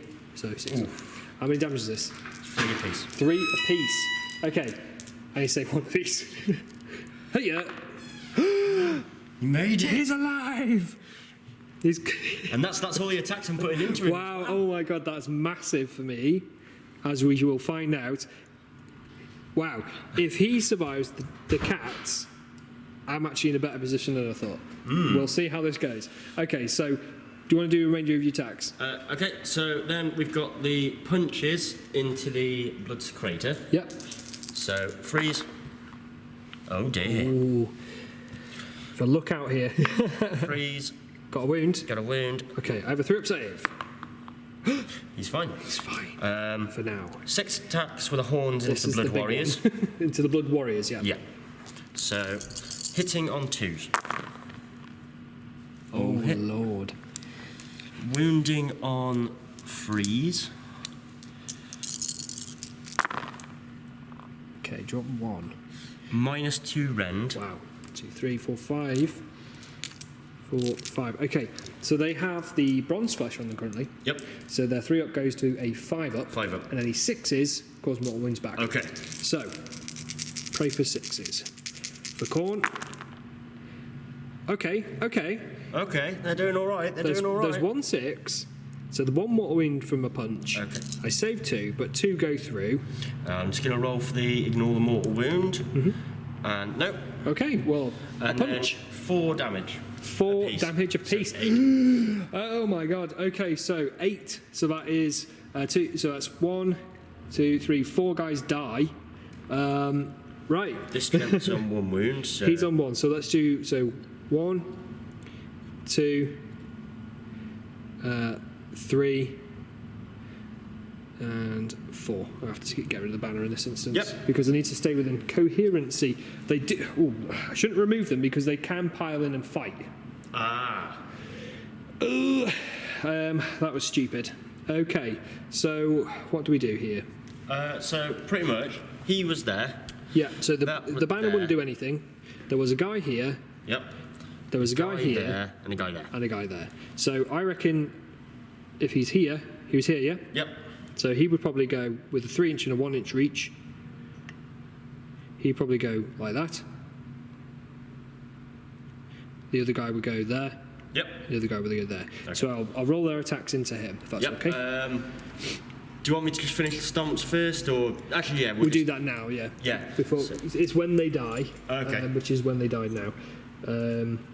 Actually, yeah. Do you want to finish that off as well? Yeah. If we do yours first, then we're not going to forget about it. Yeah. Okay. So the 2 attacks for base plus 1 for the banner. So 3 because luckily Secreta survived. 6, 9 guys. Okay. And they are hitting you on 2s. That's a lot of hits. Okay. And they are wounding you on 4s. I don't think they're within 12 of that objective, but what they would actually when they piled in. Yeah. So they would be re-rolling 1s. So 4s re-rolling 1s. There's oh my god. Ooh. I'm going to make you to make 4, 8 saves, please, sir. No rend. 8 saves. 8 saves. 6, 7, 8. 3 up. Okay. He dropped 2. Drop 2, and then I'll just roll these over here for the 5 up. Ignore. No. So he loses 2 wins. So he's down to 8. Ooh. That was Wow. worrying. Yeah. Scarier than I thought. Okay, and then we've got finally the stomps into the blood secretor. Okay, stomps into the secretor. So I get 6 attacks. Stomps. Oh, wow. Right, come on. Hitting on 2s. Yeah, you would still fight the same Yeah, profile. yeah. So, yeah. So let me just double check that. 2s. Is it 3's base and you have 3's base and +1 to the hits on all of my mount attacks. mount attacks, yeah. So, hitting on 2s. That's too many 1s. 2 1s there, sir. That's not good. Wounding on 2s. Yeah. Oh wait, hang on. No, he was on 10. Who's on 10, mate? He was on 10. So wounding on 3. 3s, okay. Whoa, there's a 2. That would have been a wound. So 3. Yep. What's the rend on that? The rend is -1. This is into blood secretor, so he's Oh, got right. He's unrendable. So I need to make 3 ups. Come on. And he's fine. He did it. Oh no. He's alive. Okay. Wow. I survived somehow. Okay, Stuart. I will now pile in. Yeah. Yeah? Yeah. Should we do that? So, this... I want to get more of my Blood Warriors piled in. So what I'll do Are is... they within 3? That's the Ooh, question. that is the question. Because once they've died, they might be outside of it. Yes, indeed. I probably should have left one of them. I'd say that's in. Yeah, I think so. This guy definitely would be. Yeah. So, okay, so the Slaughter Priest I'll do first. There's no more... Only you need to pile in over here, don't you, yet? Yeah, So yeah. I will actually do him before you strike. Yeah. This guy, the one with the big axe, surprisingly, never does anything. So he has 3 attacks with his Blood-Bathed Axe, and he has hitting on 4s, wounding on 3s, 2 damage flat, but no rend. Okay. I mean, I've got a 6-up save. You've got a 6-up save. That's probably, you'll probably roll these, but he gets 3 attacks +1 for the banner because the Blood Secretor lived. Okay, so hitting you on 4s. Ooh, we did pretty well there. Normally I get 0 of these. In my last game, we rolled nothing. And then wounding you on 3s, and I'm going to be rerolling 1s. There's a 2. There's a 1. Reroll that. Okay, well, fair enough. You did what I thought you'd do. So 1 save, please. Save. No. Ooh. So 2 damage apiece, you say? 2 damage apiece. So one of them had a wound, but So guy dies. Boop. And a wound on him. No. Well, that might mean that I might live with both of my slaughter priests. I mean, it looks likely. It looks likely. Does that change how you do things here? Because he can actually pile in and fight him or him. No, because he's closest to this one. Okay. He has to go to that one. So. But because of his base size, you could still have him like that. Yeah. Yeah, that's true. That's true. Yeah, actually, we will go with that. Because why I'm saying that is because he's on 1 wound, and if you kill him, I lose all of those bonus attacks. And also, if I fight this way, then there's no chance he's going to kill him because I've only got 3 attacks on him. Yeah. Yeah, that's a good point. All right. Good point. Helping my opponent. Here we go. So, hitting on 4s. Okay, there's 1. So there's 1. Can still do it. This is going to be the dog on 3s. Cat, sorry, we'll finish. Oh no. -1 run, but you don't care. I have a Thronebreaker's Talk. However, it doesn't save you for a 1 or a 2. And he rolled a 2. Yes. No! The cat. The cat slayed the mighty Blood Secretor. So, No! please choose another general. Do I have... Oh, I have heroes still. Yeah. I will make this Slaughter Priest my general now. Okay. Okay. I do, however, get another Blood Tithe point, putting me on The Khorne's scary magic 8. number of 8. Just in time, really, because that's it for your pile-ins. That is it for my pylons. I do get to pile in and fight with this guy and with these guys. So what I'll do is he's already base to base with him, Yep. but he can scoot this 3 way. around the side, So yeah. he'll just go 3 like that. And he's going to try and hit him with his various weapons. So this is his debut, really. So he has a hack blade and a wrath hammer. They have slightly different profiles, so we'll do the hack blade first. Okay. And he gets 3 attacks base, no longer +1. Ah. I'm very sad now. The cat destroyed the Blood Secretor. So he is hitting you on 4s. Oh no, 3s and 4s on this. 3s, 2 hits, and 4s. Oh, should be filming these dash rolls. 2 hits and 2 wounds. Okay. 2 hits, no 2 rend. wounds, no rend, so 3-up saves. Okay, bossed it. D3 attacks from the Wrath Hammer, 1 attack, and these hit on 4s and 4s. So 4s, nothing. Okay, well done, Slaughter Priest. That's fine. He tried, okay? He did try. Well done, mate. You survived. That's the most important thing for me. He's more of a participation priest. So, 3-inch pile-in from these guys. Yep. So he's going to go to there. He's going to go to there. And I don't think that's going to get anywhere. So could you help me out for a sec, because I don't have a tape measure. So he's going to go to there. And then he would go alongside, I'm guessing? Yeah, chilling alongside his bro. Okay, the most important weapon, though, the Gore Cleaver, did get in. So I'm happy with that. Will do. Now they have significantly less attacks. So 2 attacks each now instead. Okay. So we'll do the normal choppers first. They've still got their +1s to hit. Still have those +1s, so they're hitting you on 2s. Hits. They're winning you on 4s with a reroll of 1. Okay, we have a cocky lid dice. Cocky the dice. Nothing. Okay, so 1 wound at no rend. 1 wound, no rend. So, 3-up. Okay, saved it. Now, the hero Gore Cleaver. Come on, please. So this will be 2s and 3s. 2s, get both. Yep. And 3s. Reroll the 1 because of the Gore chosen ability. Yep. Oh, rolled it out of the thing, but it's a 4. It's a 4. So that's 2 at -1, sir, and these are 2 damage apiece. Okay, so 2 4-ups. Okay, save 1, fail 1. Save 1, fail 1. So that's 2 damage apiece. So 2 5-up saves for the after? No, so he's down to 6. 6. Okay, we've chunked him. He's now down to 6. So I have a severely wounded Stonehorn here. And an even more severely wounded Stonehorn. Yeah. He's loving life. He's managed to keep healing. He's been, he's enjoying things. But at the end of your turn 3, yep, you are now on an additional 6 points. Yes. Because I have nothing within. Well, I think I have 1 guy maybe at a push within 6. You have 3 within 6 here, and you definitely have 3 within 6 there. So you 12. get paid for those. 12. Oh, is it? Does he count? Oh, he counts as 10. So does this guy as well. Yeah, he would count as 10. So I really need to do some work here. So we're just going to quickly come back in a second for Blades of Khorne turn 3. Okay, so we're back. We're coming into the Blades of Khorne turn 3. The Rathak stuck around, so that's nice for me. In the hero phase, we're going to do first. I have both Slaughter Priests still alive. So this is a big deal because I'm going to start doing some blood boils. So the first one here, he's going to blood boil into the Stonehorn next to him.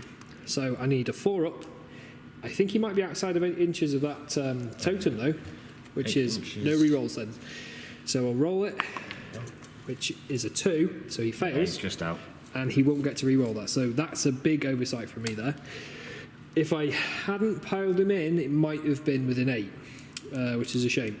But he will try to put the +1 to hit onto those Blood Warriors instead. So +1 to hit is on a 4. And he does get that off, so that's nice for the Blood Warriors. The other Slaughter Priest, he's going to try and blood boil the Stonehorn, but he does get to reroll, and he gets it on a 4. So, big roll here. The thing has 6 wounds remaining. I was hoping to kill it now before it does anything, but here we go. 3 mortal wounds. Okay, so come on, 3 5s would be nice here. Yes. So okay, save 1. Takes 2. Takes 2. So he's down to 4. And then he will try to cast Bronzed Flesh. He is going to try to cast it on the Blood Warriors again because I might as well. And it's on a 4 with a reroll. I hopefully don't roll another 1. He gets it. Okay, so Bronzed Flesh is back on these Blood Warriors. So they're the heroes. They're going to do some work, hopefully. If I can kill that now, because this gets a move, and I also get to try and summon the Brass Icon. Yes. So he's going to try and summon the Brass Icon. The guy on the right will, because he gets the reroll. So the Brass Icon summons it on a 4. He gets it. Okay. Oh dear. So we're quickly going to measure up and see where we can place it. So. Okay, we just measured it out. We managed to summon the icon over here, which then gets to move its 8. Yep. Which, as we just pre-measured it, is going to go to here and inflict D3 mortal wounds on that guy who has 3 remaining. So, D3. 2. Oh. 2. Which you'll probably save one of them. 2 5-ups. No. No, he's on Down 1 to wound. 1 wound. Die. Now, the Rathax, we pre-measured it as well. So that is going to go to here. And it inflicts D3 mortal wounds as it passes over him. Does 2. So 2 5-ups. Oh, Double no. Up. So he's down to 2. Now, on a 2-up, the Rathax swings and does D6 mortal wounds. So on a 2-up, it does. And it does D6 mortal wounds. It's getting slightly different. Nice. Come on, B1. It's That is 5. 5. So I need to make a lot of saves probably here. going to die. He is dead. No, he's not. He's not, as if. He's on 1 wound. Wow. These Stonehorns just don't die. Wow, okay. Rathax.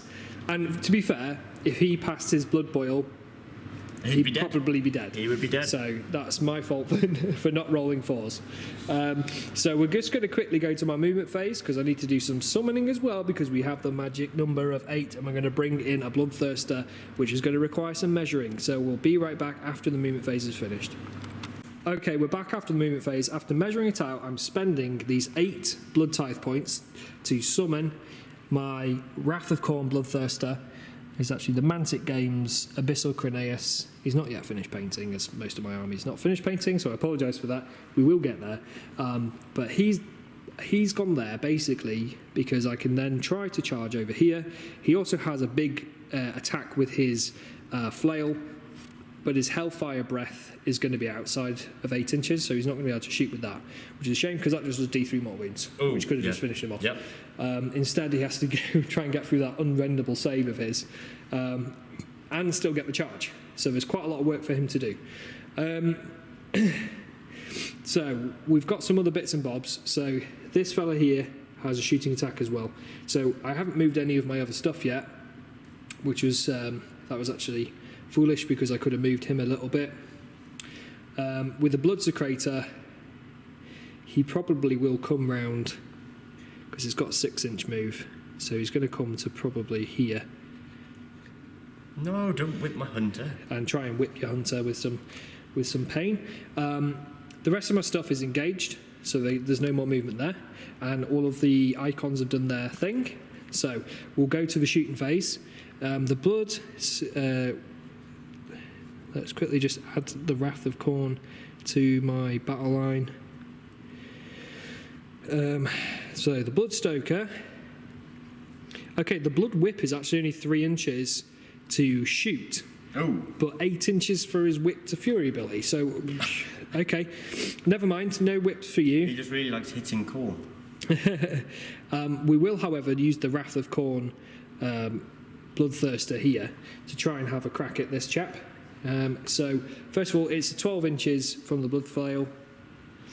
It's 1 attack, 3s and 3s, -1, and it's a flat 6 damage. So, oof. I need to get this now. So, 3s, it is a hit, and 3s is a wound. Okay. Can you roll a 1 or a 2? Free up. No. So, he's good. The Hellfire Breath is out of range, which is a shame. So, that's that for the shooting phase, and then we're going to go into charges. So the Bloodstoker is not that great, but he did manage to whip him, which we forgot to announce before because he was within 8 inches of him before, because it's done in the hero phase. So he's now re-rolling hits and wounds. So he's going to charge into this chap to do something. Might be unwise. This guy is going to try and charge over here because he really, really, really needs to get over there. So that's going to try and happen. The rest of the stuff is engaged, like we said. So first of all, we'll try and do the Wrath of Khorne Bloodthirster into the Stonehorn over there. So he needs a 9, and that's a 7. I have 2 command points. Yeah, you've got command points. So I'm going to spend 1. What is his command ability? Lord of the Blood Hunt. You can use his command ability at the start of your combat phase if you do pick one friendly Khorne Demon unit within 16, and it can reroll hit rolls. Okay. Might come in useful. I'm going to spend a command point to try and reroll that because I need this charge to go off. So 9, come on. Yes! Oh no, exactly a 9. The Bloodthirster is going to come in, sir. He's going to go into there. He's only got 1 attack with this thing, so we'll see how that pans out. 1 attack?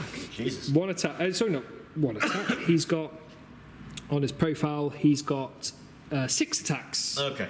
So that's not too bad. 6 attacks, re-rolling 1s because he's a greater demon in range of himself. Excellent. So that's nice. But over here, this guy's badly wounded, but I am still extremely worried about him. He is terribly wounded. Terrifyingly wounded. And he's -1 to hit. So I'm actually going to leave him be right now and go over here because I need to kill that because I think even with 1 wound, it can probably still do some serious hurt to me. Yes. So this guy is going to pile in 3. What is the save on your Bloodthirster? The save on the Bloodthirster is a 4-up. 4-up, so D6 mortal wounds. Oh, yeah. Ugh. 5. Oh, God. Okay. Cool. It's fine, it's fine. He's taken 5 already before he's even done anything. Right, so does that actually bracket him? It probably does, you know. Yeah, it puts him into his second bracket. So his Mighty Axe of Khorne wounds you on a 3 now. Okay. Which is not that bad. No. Well, that was Have cheeky. You got any other charges? No, because he won't do anything. So, yeah, he will just die to this guy. I am sure the ogre's probably got some pain that he can bring to the table. Because I want to do something with him before he dies, I'm going to swing. I can't split attacks, can I, from his axe? I don't think so. I think you nominate an attack. Yeah, I think it's you can split with different weapons, but not with different attacks. Yeah. I will double check that for you. Attacking, multiple hits, multiple attacks. In order to resolve several attacks at once, all of the attacks must be made by models from the same unit and against the same target. Ultimate wounds, cover, multiple hits. It used to have a thing about splitting attacks. Yeah. I don't think we can, so I think it's more like 40k. Oh, yeah, no, it's just for the weapon. Yeah, so you nominate a weapon. He has 1 close combat weapon because he's got a big whip, which he saved, which is a shame, because that would have just killed him outright. It's flat 6 damage. So instead, he'll put all of his attacks into this guy to try and finish him off. Not the cats. Not the cats. Damn. I know you will probably get some points, but I might be able to recover it. Because this is turn 3. Yes. We've still got 2 turns to go. So he's got 6 attacks. He's hitting on 3s, rerolling 1s, wounding you on 3s now. So here we go. 3s, rerolling 1s. There's a 2 there. Let's get rid of that. Reroll. Okay, so he's got 5 hits. And then wounding on 3s. Wounding on 3s. Okay, that's 3 wounds. 3 wounds. I'm just double checking to make sure he doesn't do any other silly things. You can re-roll hit rolls for attacks made by this model into heroes and monsters, so I could have re-rolled the 2 from the previous thing, so let's just quickly do that. That's just one of his abilities. So, okay. So, another roll to wound. Another roll to wound. Okay, it's another 6. Okay, I wish this was the other Bloodthirster now, because that would have been a serious amount of mortal wounds. Yeah. But 4. Can you make 4 3-up saves, is the question. 4 3-up saves. Which you probably will. No, we can't. No, you can make 1. Okay, so I'll do 3d3 damage. Because you do have a 5-up feel no pain. Yes. So I do need to roll this out. So 3d3. So that's 1, 2, 3, 4 damage. Okay, so last time this worked. Yeah. But I don't think we're going to be as lucky this time. Come on, 5s and 6s. Oh, nearly. He is gone. Wowzer. Okay. Right. Well then. Stonehorn 1, dead. So, we are going to go with this Stonehorn. Yeah, so I get a blood type point for that as well. Right. This Stonehorn is going to go... Frost Spear. Yep. Into these guys. Okay. Punches and kicks into him. Yep. Horns into these guys. Stomps into him. All right. Okay. So, I'll do the ones that target this first. So, horns and spear. So he's now on his last bracket. With very last bracket. 1 wound. Right. So, firstly, fleas and freeze for the spear. So, okay, yeah. 1 miss. No, 3. There'd be 2 misses because you're -1 to hit. -1 to hit. Yeah, so that's actually 1 hit. 1 hit. -1. Oh no, freeze to wound. Yeah. -1 rend. -1 rend, and that was into the Blood Warriors, was it? Yes. Okay, so they're a 3-up save because of the bronze flesh. Goes to a 4. No, so how many damage? 3 damage. Ooh. Okay, so 2 guys died because 1 had 1 wound. Yep. So pop for him and pop for him. They get to pile in and fight. So they'll both go bop bop. Probably the point where I'm doing this. So he would have piled in there and fought him before they die. So he still gets to make all of his attacks. Oh yeah, he still gets to make all his attacks, and this probably won't do anything to you anyway, mate. So, it'll be 2s. Oof. And it'll be 4s, rerolling 1s. There is a singular 1. Let's reroll that. Okay, so 2 at no rend. 2 at no rend. So pick these up. 2 free ups. He's fine. Okay. Right. So then the horns. And because you have done me a sad Yes. and a severe hit, Yes. that's only 2 attacks. Ooh. Hitting on freeze because of your axe. Oh, Lord. Wounding on freeze. Okay, 1. Okay. So Minus 2. Actually, no, he didn't charge, did he? No? No. He didn't. No? So yeah, still -2, but only 3 damage. Okay. Still going to kill loads of guys. Okay, oh, wow. That's from that there.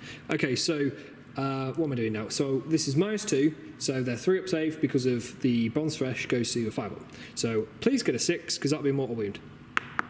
No, it's a 1. So it's 3 damage. 3 damage, which kills it, and I'm going to kill the champion, and I'm going to leave the Gore Cleaver alive on 1 wound. Right, and then next we have the punches and kicks and the stomps into your Slaughter Priest. Okay. So 3 attacks, the punches and kicks. Yeah. Freeze. 4s. 4s. But they're 5s, they're fine. Freeze. Okay. Oof. And these are 1 damage, aren't they? These are 1 damage, no rend. No rend. So this could still kill him because he's already taken 3 wounds, and the Slaughter Priests have 6 wounds. So 5s and 6s. Oh, okay. There's 1. There's 1 5. Okay, so he's alive on 1 wound. And then the horns. Which will probably kill. Hooves. The hooves. Hooves. And how many attacks does he get now he's on 1 wound? D6. It's D6. Okay. 1. Okay, it might be enough to kill him. Okay. So it's +1 to hit, but -1 to hit. So hitting on freeze. 3s. No. Oh dear. Slaughter Priest lives. Oh dear. That's amazing. That's amazing for me right now. Your other bloke, when he died. Oh, sorry. Pile in the fight. Yeah, let's do that now. So, pile in from the champion it was that I killed, so he has an extra attack. So, it'll be 2s and 4s. Rerolling 1s. There's 2 1s. There's 2 1s. Okay, I need 1 here. Come on, kill him. No! Oh. Okay.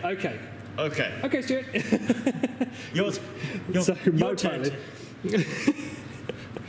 This has gone really not how we both expected it. This has gone very strange. It's just a whole load of very wounded men slapping each other. Just trying to finish each other off.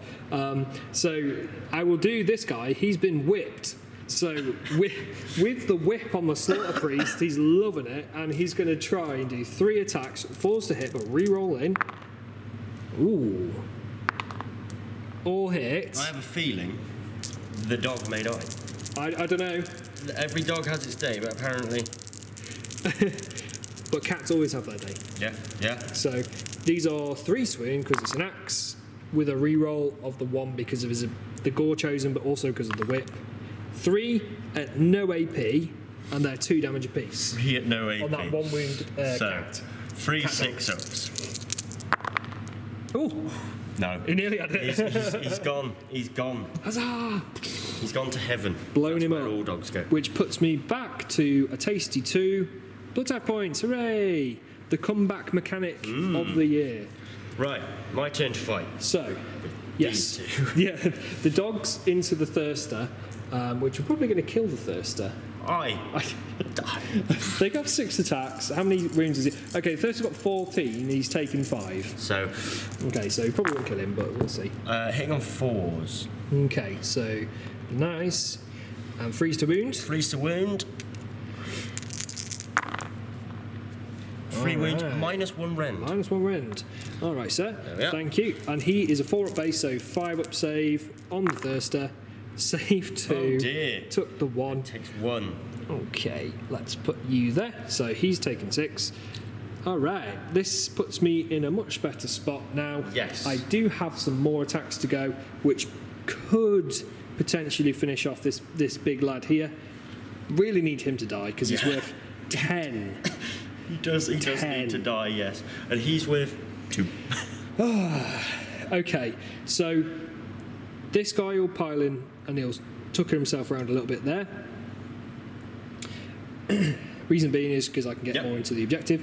And he was going to do his attack. So he has, with the Wrath Hammer, it was 3 attacks and it was 4s to hit, 3s to wound. Yep. So 4s to hit. Okay, 2. 1. And then 3s to wound, rerolling 1s. That's a wound. No AP. No AP. So 3 up. Da-da-da-da-da. How much damage? 1. Will it finish him? Yes. It will finish. Yes! No. Slaughter Priest! Slaughter Priest. There we go. He can have his name back instead of Participation Priest.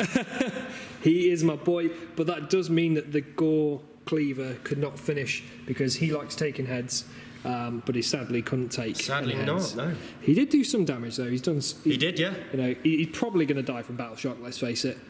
Yeah, yeah. Probably. Hopefully. Because I have a command point left, so I could auto pass it, but I don't know. We'll see.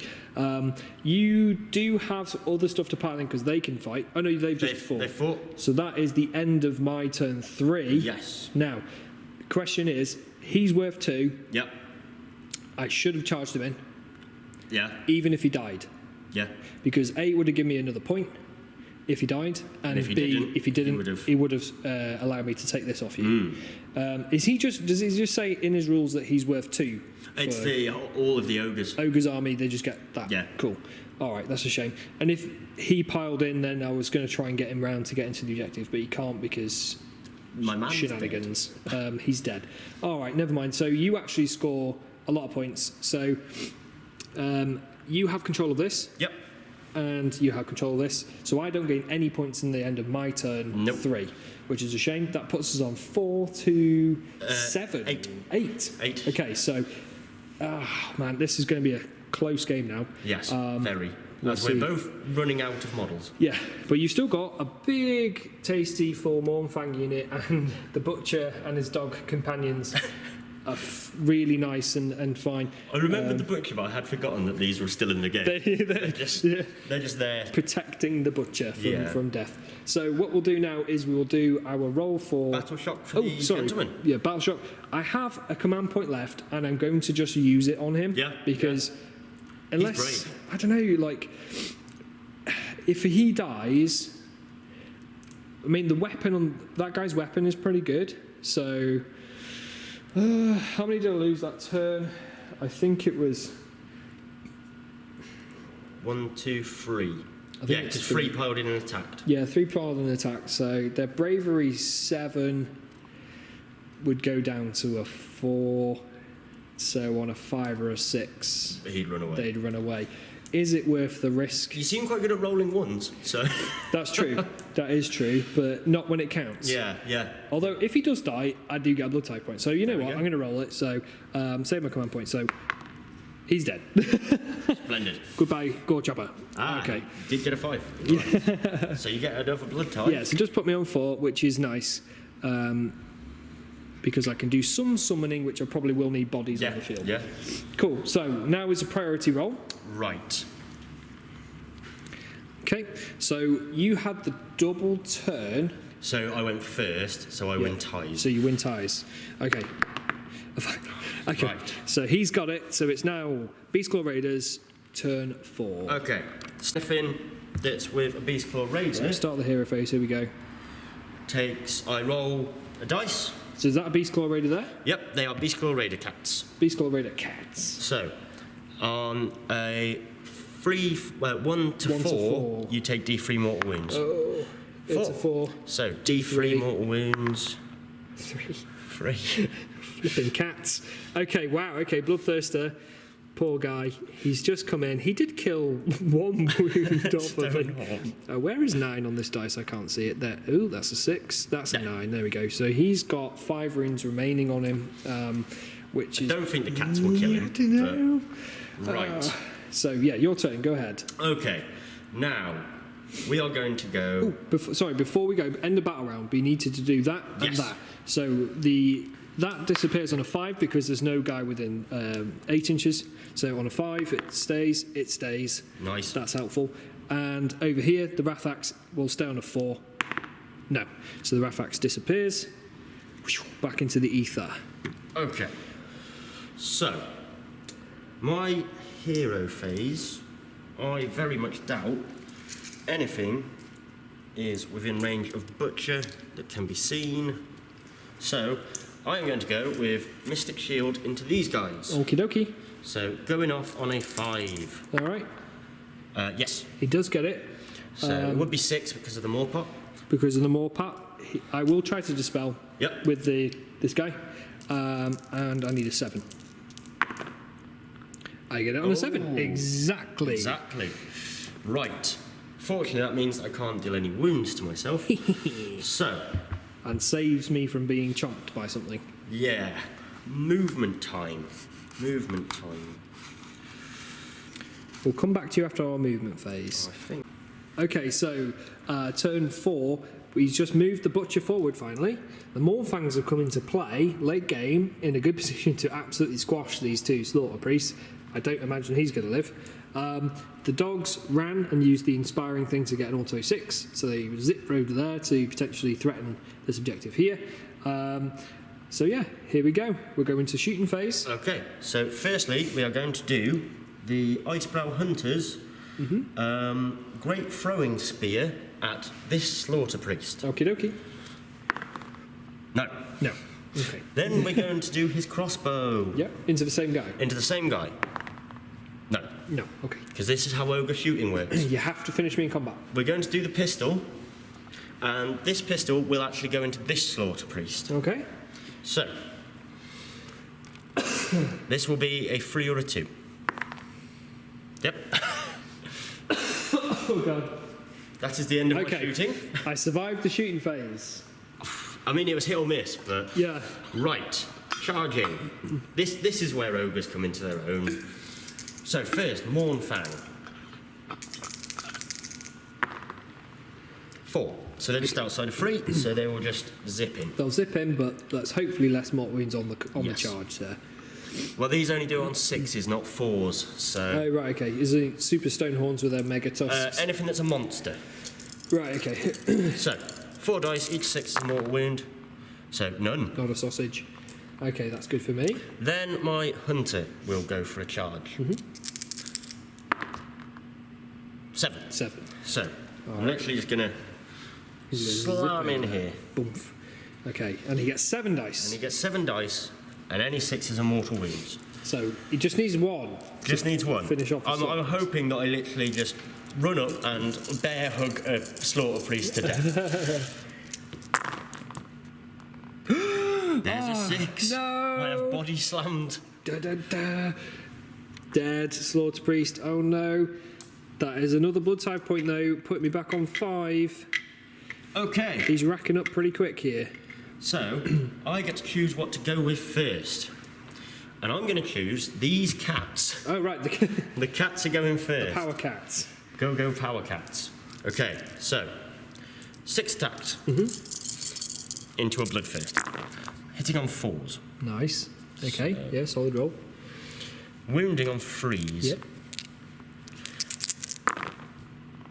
Nice. Okay, -1 rend. -1 rend because they're cheeky cats. They are, because they're bitey. Bitey cats. So I have a 5-up save now. So I need to save, well, all of these would be nice.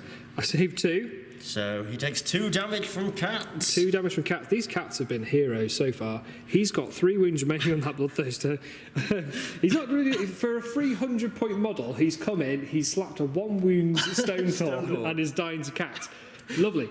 We'll come back to him because that's not relevant. I don't, yeah. This boy has been whipped. I think Stuart may have overlooked that. Maybe. How many wounds does Mornfang have each? 6. So if everything hits and everything wounds and you fail all your saves, yep, I might kill 1. Yep. All right, here we go. So Mornfang, big cavalry. Yeah, big cavalry. So 4s to hit, re-roll him. Ooh. Okay, 1. 2 hits. 2 hits. Any rend? Ooh. There's no rend. No rend. Right. No rend. 4 ups to save. 6s bounce back mortal wounds. Oh, right. There's a 6. There's a 6. Well, they just take 2 damage. Does take 2 damage. So, one of my Mornfang is down to 4 wounds. And I take a wound from your punchy fists. Yep. See, secretly I'm part of Khorne. Yeah. Okay. So, now we've got my culling clubs and prey hackers. So, these are... He needs to kill these right now because the blood boil, if he whiffs this, I will have another chance to blood boil. Yes. And get the Wrath Axe back out.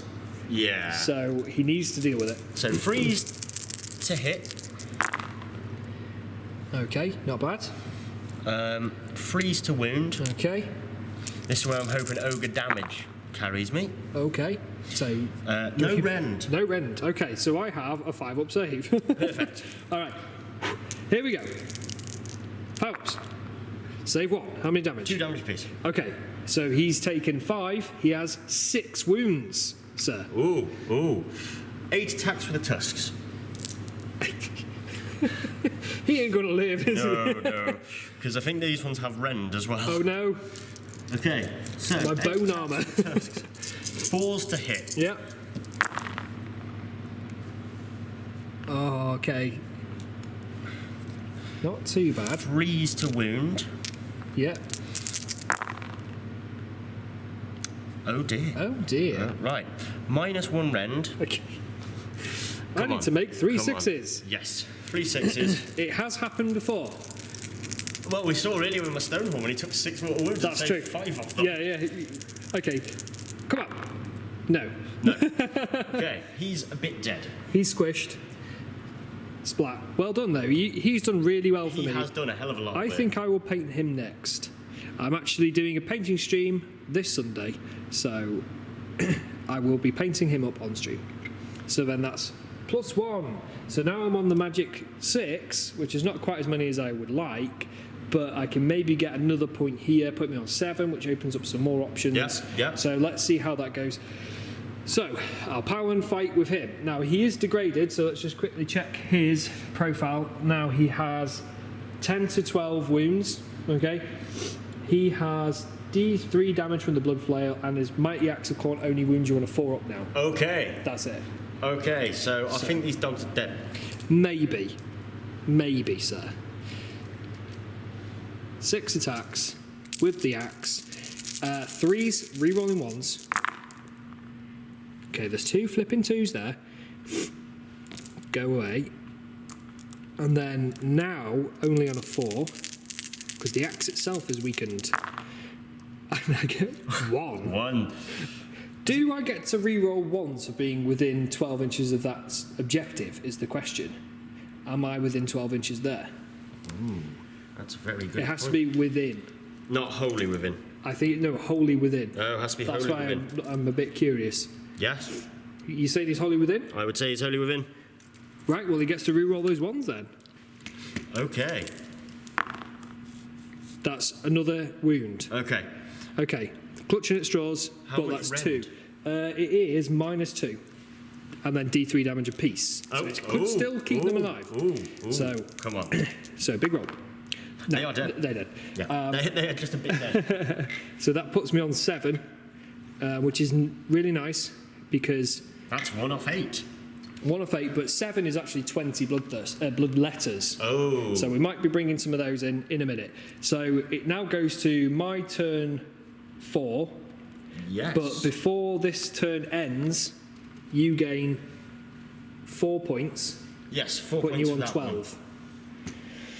Because there's not a chance this poor Bloodstoker by himself will be able to do anything. I think his whip only works on mortals as well, so let's just have a quick look. Until you're a mortal unit, damn. Oh. that would have been cool if I could have moved and whipped Run him. over, whip the blood whip the blood first. person. Bloodthirster just turns around and slaps you. Yeah, he probably would do that.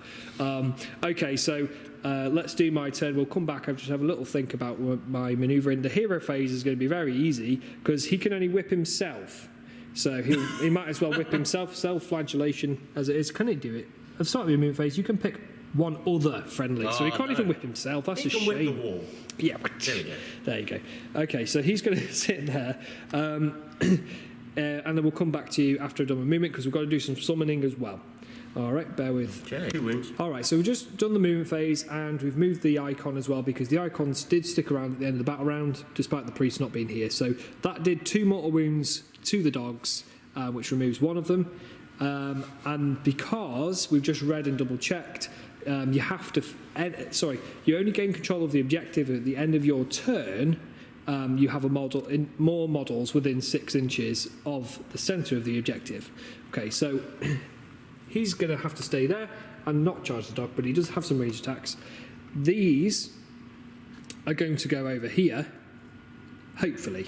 If they get the charge, yeah. If they get the charge. But at the minute, I still have more within 6. Yes, So very true. that's nice.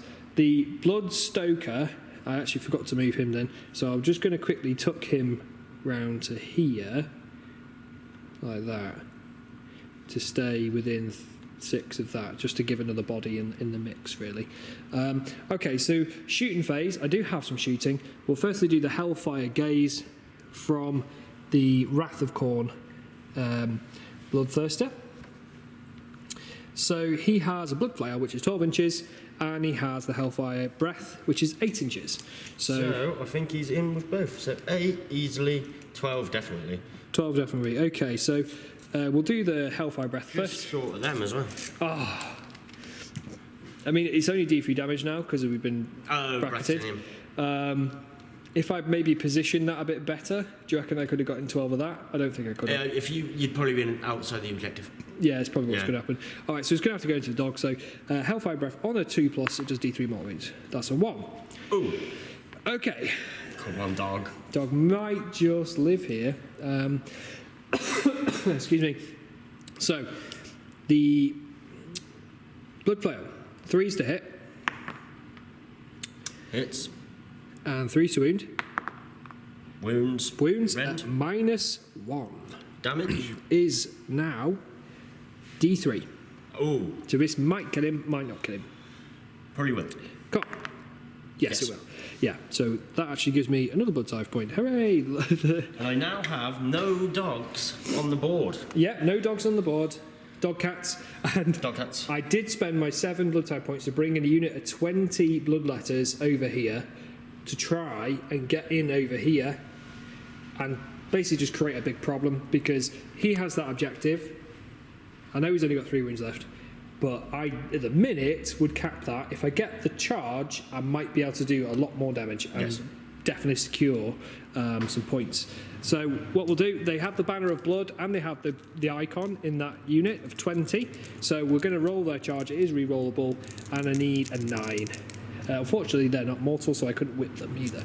So 9 inch charge. That's a 6. I have to roll 2 different dice here. Definitely, always. I mean, it's not a must, but it would be nice to get this charge off. Yep. So, nope. No. Nope, they're going to sit there and look pretty. Hi, guys. So, the Bloodstoker, there's no point in him doing anything, really. He's just going to sit there and just be cheeky. So then, this is the end of turn 4. So this is turn 5, and you score. So I would score 8 points because I have more models within both of these objectives. Putting me on both 12. on 12. So we're both on 12. This is a really close game. This is the final round, isn't it, sir? Yeah. It comes down to the last bit. Priority roll, I think. Oh, got a roll to make sure to see if this stays around. Yeah, the icon. Will he stick around? It's only on a 5+ now because there's no anything, and I can't summon it back. So 5. I thought it was going to stay. That would have been really nice. Bye-bye. Okay. Right, very quickly. Yep. Okay, we're back. This is the priority roll now because this dice roll, as Stuart just said, will decide the game. So if he wins, the Mournfang can do their thing. They could probably come and do impact attacks and kill him, which they would then potentially secure that objective. That's a bit squiffy, but he could maybe get a minor victory there. If I get the turn, I've already got that objective. I already have this objective, and I'd be able to charge and do some pain. So it really does come down to this. And I win ties. Oh. So here we go. Come on, I'm not even going to look. Should we roll at the same time? 3, 2, 1. I've got my eyes closed. Hey! Did you win? Yeah. Oh, no.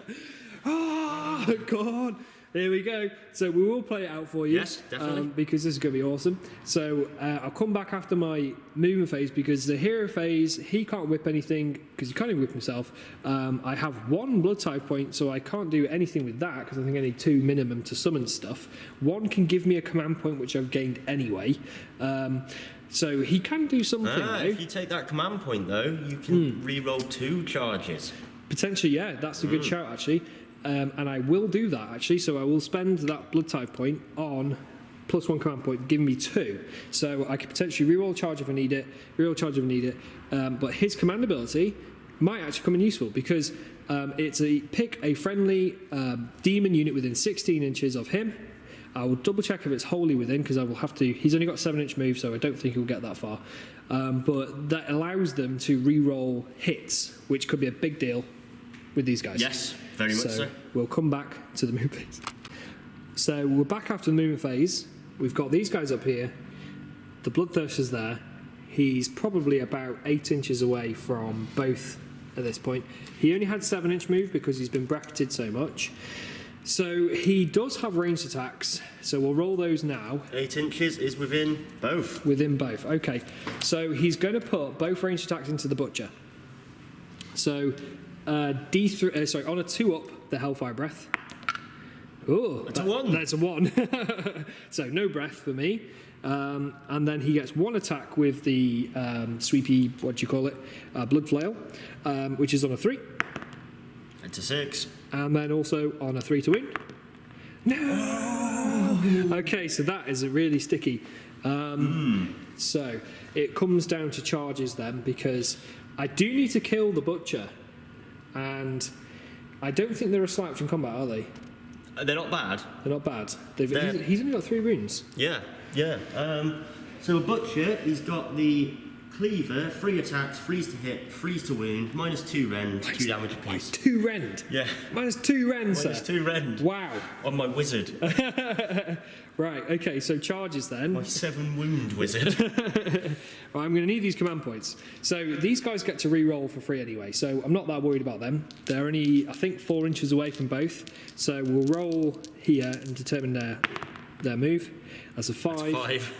I might re-roll that to get some more if I can. Let's change the dice. Don't roll a 2. Okay, so 7. I would say that's probably good enough. Yeah, so 7. I'll come back after they've done their charge, but then we'll do this guy's charge. He's probably going to go into the Butcher himself. He's going to have a crack, because I might as well. So here we go. That's a 9. That's a 9. He can get into the Butcher. He's going to go over here. Over there. Yep. Okay. That's that one. And then we'll just come back after we move the bloodletters. Okay, here we go. So that's after the charge. And I'm going to use, at the start of the combat phase, I'm going to use the Wrath of Khorne, his command trait, to give rerolls to hits to a friendly demon unit within 16 inches. Within, not holy. So if you just, I think, double checking, he's holy as well. Yeah. He is a holy boy, holy of Khorne. So this is an interesting pile in here because he's got a lot of cool, really high damage guys here, which I am worried about. But this guy, that has 3 attacks, 3's to hit, 3's to wound. -2 rend. -2 rend and 2 damage apiece. 2 damage apiece. And a gulping bite, so he can eat your blood. Yeah. So I might actually go with Bloodthirster first. I know this might be controversial here, but I don't know. If they do the work here, there's only 20 of them. You might end up killing quite a lot of them. I might just risk it for a biscuit. And they're 1 wound each? They're 1 wound each. Okay. So it might actually be more prudent for me to do them first. I think that's wise. Yeah. Okay. So, but the cool thing is, if I will need to double check, but I think that it's within 18 inches of a greater demon of Khorne, they get to reroll 1s to hit. So I'll double check that. But they reroll everything right now anyway because of the command trait, so it's not relevant. Yes. So we'll do that. I'm going to pile in and do the blood letters. So I'll come back after piling. Okay. Okay, we're back. We've done the piling. So we've managed to get, I think, 10 within the Mornfang and 7 within this chap here while maintaining unit coherency. So 1, 2, 3, 4, 5, 6, 7, 8, 9, +1 for the champion there. So we'll do the Mornfang first. It all happens at the same time. So 3. Yeah, just so we can 4, know 5. What's going into. I can't grab things. So 5, 7, 9, 10 into the Mornfang. Okay. Okay, and these are 3s re-rolling. Yes. It's normally 4s, but +1 because there's 20 in the unit. So 3s re-rolling. I'm looking for 6s. Okay, so there's straight away 3 6s. And then we get to re-roll these. Fails. So what 6s are they? They are a mortal wound in addition. Nice. Okay, so that's tasty. We've got 3 mortal wounds straight away. So, 3 mortal wounds straight away. And then He's already taken 4. He's already down to 4, isn't he, that guy? So if I put... So those are the mortal wounds. These are now 3s to wound. Ugh. Okay, get rid of them. That's not bad. So No. 3, 6, 7 at -1. 7 at -1. 1, 2, 3, 4, 5, 6, 7. Okay, so saves are 5s, 6s are mortal wounds back. Okay.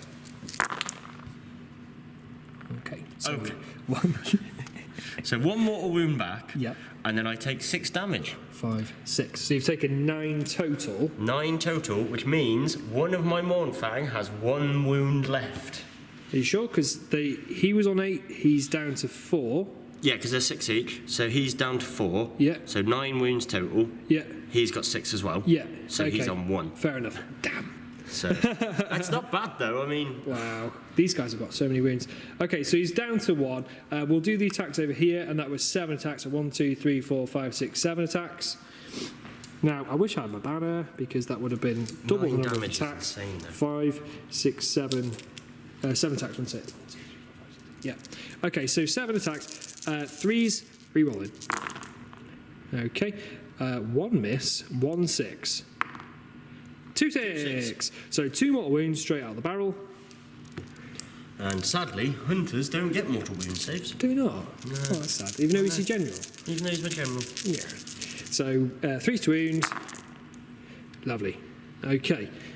So that is 4 at -1. 4 at -1. Oh dear. He's already taken 2. 5 up saves on hunters, he goes to 6s. Oh. No. No. Is he dead, sir? So, did he take 2? He's and already then taken he's 2. taken another 4, so he is also down to 1 wound. Oh my You god. cannot move me. As if. So, Wow, a unit of 20 bloodletters could not finish these guys. Oh my god. right. Maybe So- the bloodsucker should have charged. Yeah, maybe. I'm going to start with Butcher. Of course, yeah, yeah. Right. Butcher versus Bloodthirster. All right, here we go. Here we go. Right. He's probably shouldn't have done this, but here we go. 3 attacks with my cleaver. Yeah. Freeze to hit. Oh, Freeze to wound. here we go. 1 wound. -2 -2. So the Bloodthirster's 4 upside goes to his 6. No. No. And how much 2 damage, sir? damage. 2 damage. He's still alive. And then we've got the Gulping Bite. Oh no. So the Gulping Bite, I really hope this works. Okay, I need a 13, so go away with that. Let's put a rolly dice. So 13 wounds on him. 1 attack. 1 attack. Freeze to hit. No. Oh, I wanted to bite the Bloodthirster to death. well, the Bloodthirster, with his 1 wound remaining, will pile in and fight. He's got 4, 6 attacks, and I think he is 3s to hit, re-rolling 1s. He's outside of 6 of that as Just well. outside of 6. Wait, So- I think. So 3s to hit, re-roll that 1, because he's a great demon. And that's 2 2s there, lovely. Okay, and now these are 4s to wound. Ooh, okay. So 4s, come on, big roll. 2, okay, 2. 2 at -2. 2 at -2, no save. No save. But they're only D3 damage apiece. How many wounds has Butcher got? 7. Why do you have 7? That's just an awkward number. He's my wizard. He's your boy. So here we go. So 3, okay, 3, 4 damage. 4 damage. 4 damage total. damage.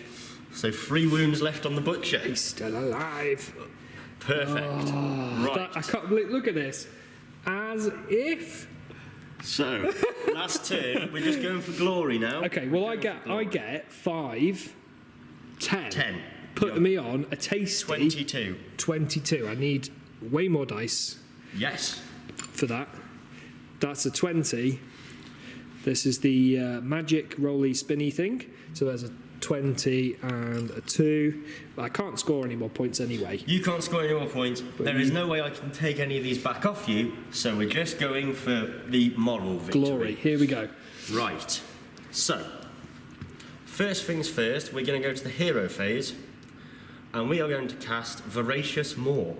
I don't get the +1 to cast. Because you're outside of 6. I'm outside of this, and it's -1 because of this, isn't it? Okay. Ooh. The Rune Crown of Khorne. I do get an unbind Okay. on that guy. Is it an auto unbind? Add 2 to unbinding rolls for this model in addition. So I have a really good chance of stopping this. So I need to roll an 8 anyway. Oh, he's -1, isn't he? Because he's within 16. So. Okay, here we go. It's worth it though, because if he gets it off, he could really mulch. And this is going into really. the blood letters. Okay. No. No, it's not. Okay, no that is casting. 2 frees. No cast for Stuart. Damn. Never mind. Right. Khorne denies you. So, and then the hero phase on this, it's round 5. Oh no. So, that's a 5. That's a 5. So, D3 mortal wounds D3 into mortal the blood wounds. letters. 2. So 2 blood bros die. Wah, wah. Right. So 2 so far. I'm going to keep them over there so we can count. how many Shooting. die here. Shooting phase. Firstly, pistol into blood letters. Pistol. Oh, from here. Yep. Yep. No. they don't hit. They They can't, can't shoot for Next, anything. spear. Spear. Here we go. It's going to do something. No, it's not going to do anything. Crossbow. Come on. Crutch- One shot. Clutching at straws. No. Doesn't hit on a 3. Doesn't hit on a 3. Mate. So, a whole game of shooting, nothing. Right. Okay. So, we're going to start Combat. with... Which one do you choose? I mean, I'm just going for the moral victory here, so we're going with the Butcher. Yeah, the hero Ooh, butcher. hang on, Icebrow Hunter, the hero phase thing, Yeah, okay. if you don't mind. What's he do? So, it's the same, because he's a Beast Claw Raider. He's a Beast Claw Raider. So, 5, yeah. So yep. D3 mortal wounds again on D3 them. mortal wounds, 1. Just the 1 on that. So I'll take that away from this guy. Okay. They both have 1 wound each. The moral victory is going to be Butcher versus Bloodthirster. Yeah. And we're going to start with the Gulping Bite. Okay. So you So- finish him. He's got 1 wound. Hits. It's a hit. Oh, so it needs a wound. 3. Okay. Okay. No rend. No wound. Okay. Okay. So 4 up. No, he's dead. He's dead. Butcher eats the Bloodthirster. Nom. No. Yes. Well done, sir. Okay. But He was killed by cats Yes. and then eaten by a wizard. he hasn't had the best run of luck, really, has he? But that's fine. He was Yep. free. He was a free summon. Yeah, I mean, you can't complain. No, I can't. No. So, your turn to activate. Activate. Yeah. Yeah. I've lost 3 guys, and let me just double check that ability because I think it might just be for that combat phase for the reroll. Command point. So you can use it at the start of the combat phase. If you do so, pick 1 free new until the end of the phase. Okay, so this isn't in effect now, but I had 1 command point remaining, Yes. so I will spend it on them to re-roll something. Charges. Because there's the hits, inspiring ones to wound, isn't there? Ones to hit. Ones to thing. hit. Yes, ones to hit. I might as well because I've got nothing else to do it on. So they'll pile in. I've got, I think the maximum number there, but I think I could probably push it and get another one over here. So I too may use a command point here. okay, With he's going to bring out some all-out defence. 3, 4, 5, 6, 7. So it'd be 7 into that guy. Yep. 6, 7. Okay. All that defence, that gives you reroll 1s on your saves, isn't it? Yes. Yeah. Alright, this is your turn, so. Alright, so we'll roll these. These are now 4s, because I've lost 20 guys. 4s re-rolling 1s. So 4s. Luckily for me, that command point sort of paid off. So I've killed him because I got a mortal wound. Oh, yes. So he's dead. Is this into the Mournfang? This is the Mournfang one. Okay. And then we'll roll those just quickly. And that's 2 more at -1. 2 more. So he dies from the Yep. thing. and then we've got 3 go through in total, was it? Well, this is the thing. Does he die because it says you inflict the mortal wound during the hit rolls? No, I think damage all happens and then dies at the end. Okay. Yeah. So pretty much I just get my saves. I don't get to fight back. I just get to check my saves. So is it 3? 3, yeah. Right, re-rolling ones, just for the mortal wounds here. Yeah. No. No mortal wounds. He is long dead. I think you're tabling me, sir. It might happen. I've got back up to 2 blood tithe points as well. Oh, no. So, I mean, this is the end of the game, isn't it? Yes. So, I actually can't table you. No. So, yeah. He'd still be alive. I've got 1, 2, 3, 4, 5, 6, 7 attacks coming into him as well. I am fairly certain he's dead. Oh. I have a feeling he might be. Do you reckon? Yeah. With 1 wound? Just a chance. Let's have a look. So, any 6s? 2. Yes. Well, he's dead. Reroll those. And I don't get any benefits for saving, so... No. Splat. Splat. So everything apart from the big brave butcher. Oh, wow. So the only thing left from what I started with in my army was this wiki boy, who couldn't do a lot from 2 turns, but No. he's the boy that lived. Yeah, he is the survivey man. Well done, Bloodletters. Really pleased with them. That was really fun. Yes, Butcher. so much. Butcher versus Bloodthirster. So this is the proxy butcher who's eating something, or is that his chin hair? That's his chin hair. That's chin hair. And then he's got a tongue. And he's got stuff on his base as well. But left hand awkward handshake. Awkward handshake. Thank you, Stuart. Thank you very much. Thank you very much. Quickly for you. Oh, yeah. Awesome. That was a fantastic game. Right to the very end. Yeah. Just really close throughout, really. So swingy. It really was, wasn't it? When you came round here with that double turn, I thought you had me. Yeah. Like, big time. So did I. That was what I was hoping for. But luckily, thank you, Khorne, for saving me with your glorious blood tithe points. Allow me to summon in the... That was really important. The Demon Prince here. Yes. Getting the charge with the re-roll. Yes. Which is a big deal. So he managed to finally finish off that. Those slaughter priests somehow managed to live throughout what you'd expect them to die from. Yeah, I was expecting them to die very, very quickly. So, in my eyes, that one with the axe was probably the hero of the game. Yeah, I would say so. Normally he's rubbish, but he managed to put wounds on things. He killed dogs. Yeah. He did, and he lived. Yeah, and he kept sticking your judgments. So that so a lot of the damage on the Stonehorns went to mortal wounds. Yes. So your priests really did a lot of work. Definitely. The mortal wound output from both of those endless spells and from the blood boils is quite substantial, and people do underestimate that. Yeah. Yeah. But awesome stuff. Thank you very much, Stuart, again for this. This is the first battle report that we've done now for SquidZillaInk. So we're going to have a bit of fun with it and hopefully finish painting off my Khorne, and then we can have another game perhaps, and we'll hopefully have Stuart back on as well for a rematch. Rematch. Hopefully next time 2,000 points. 2,000 points, yes. Yeah. Lots to paint up. Oh yeah. Cheers guys, bye bye. Thank you.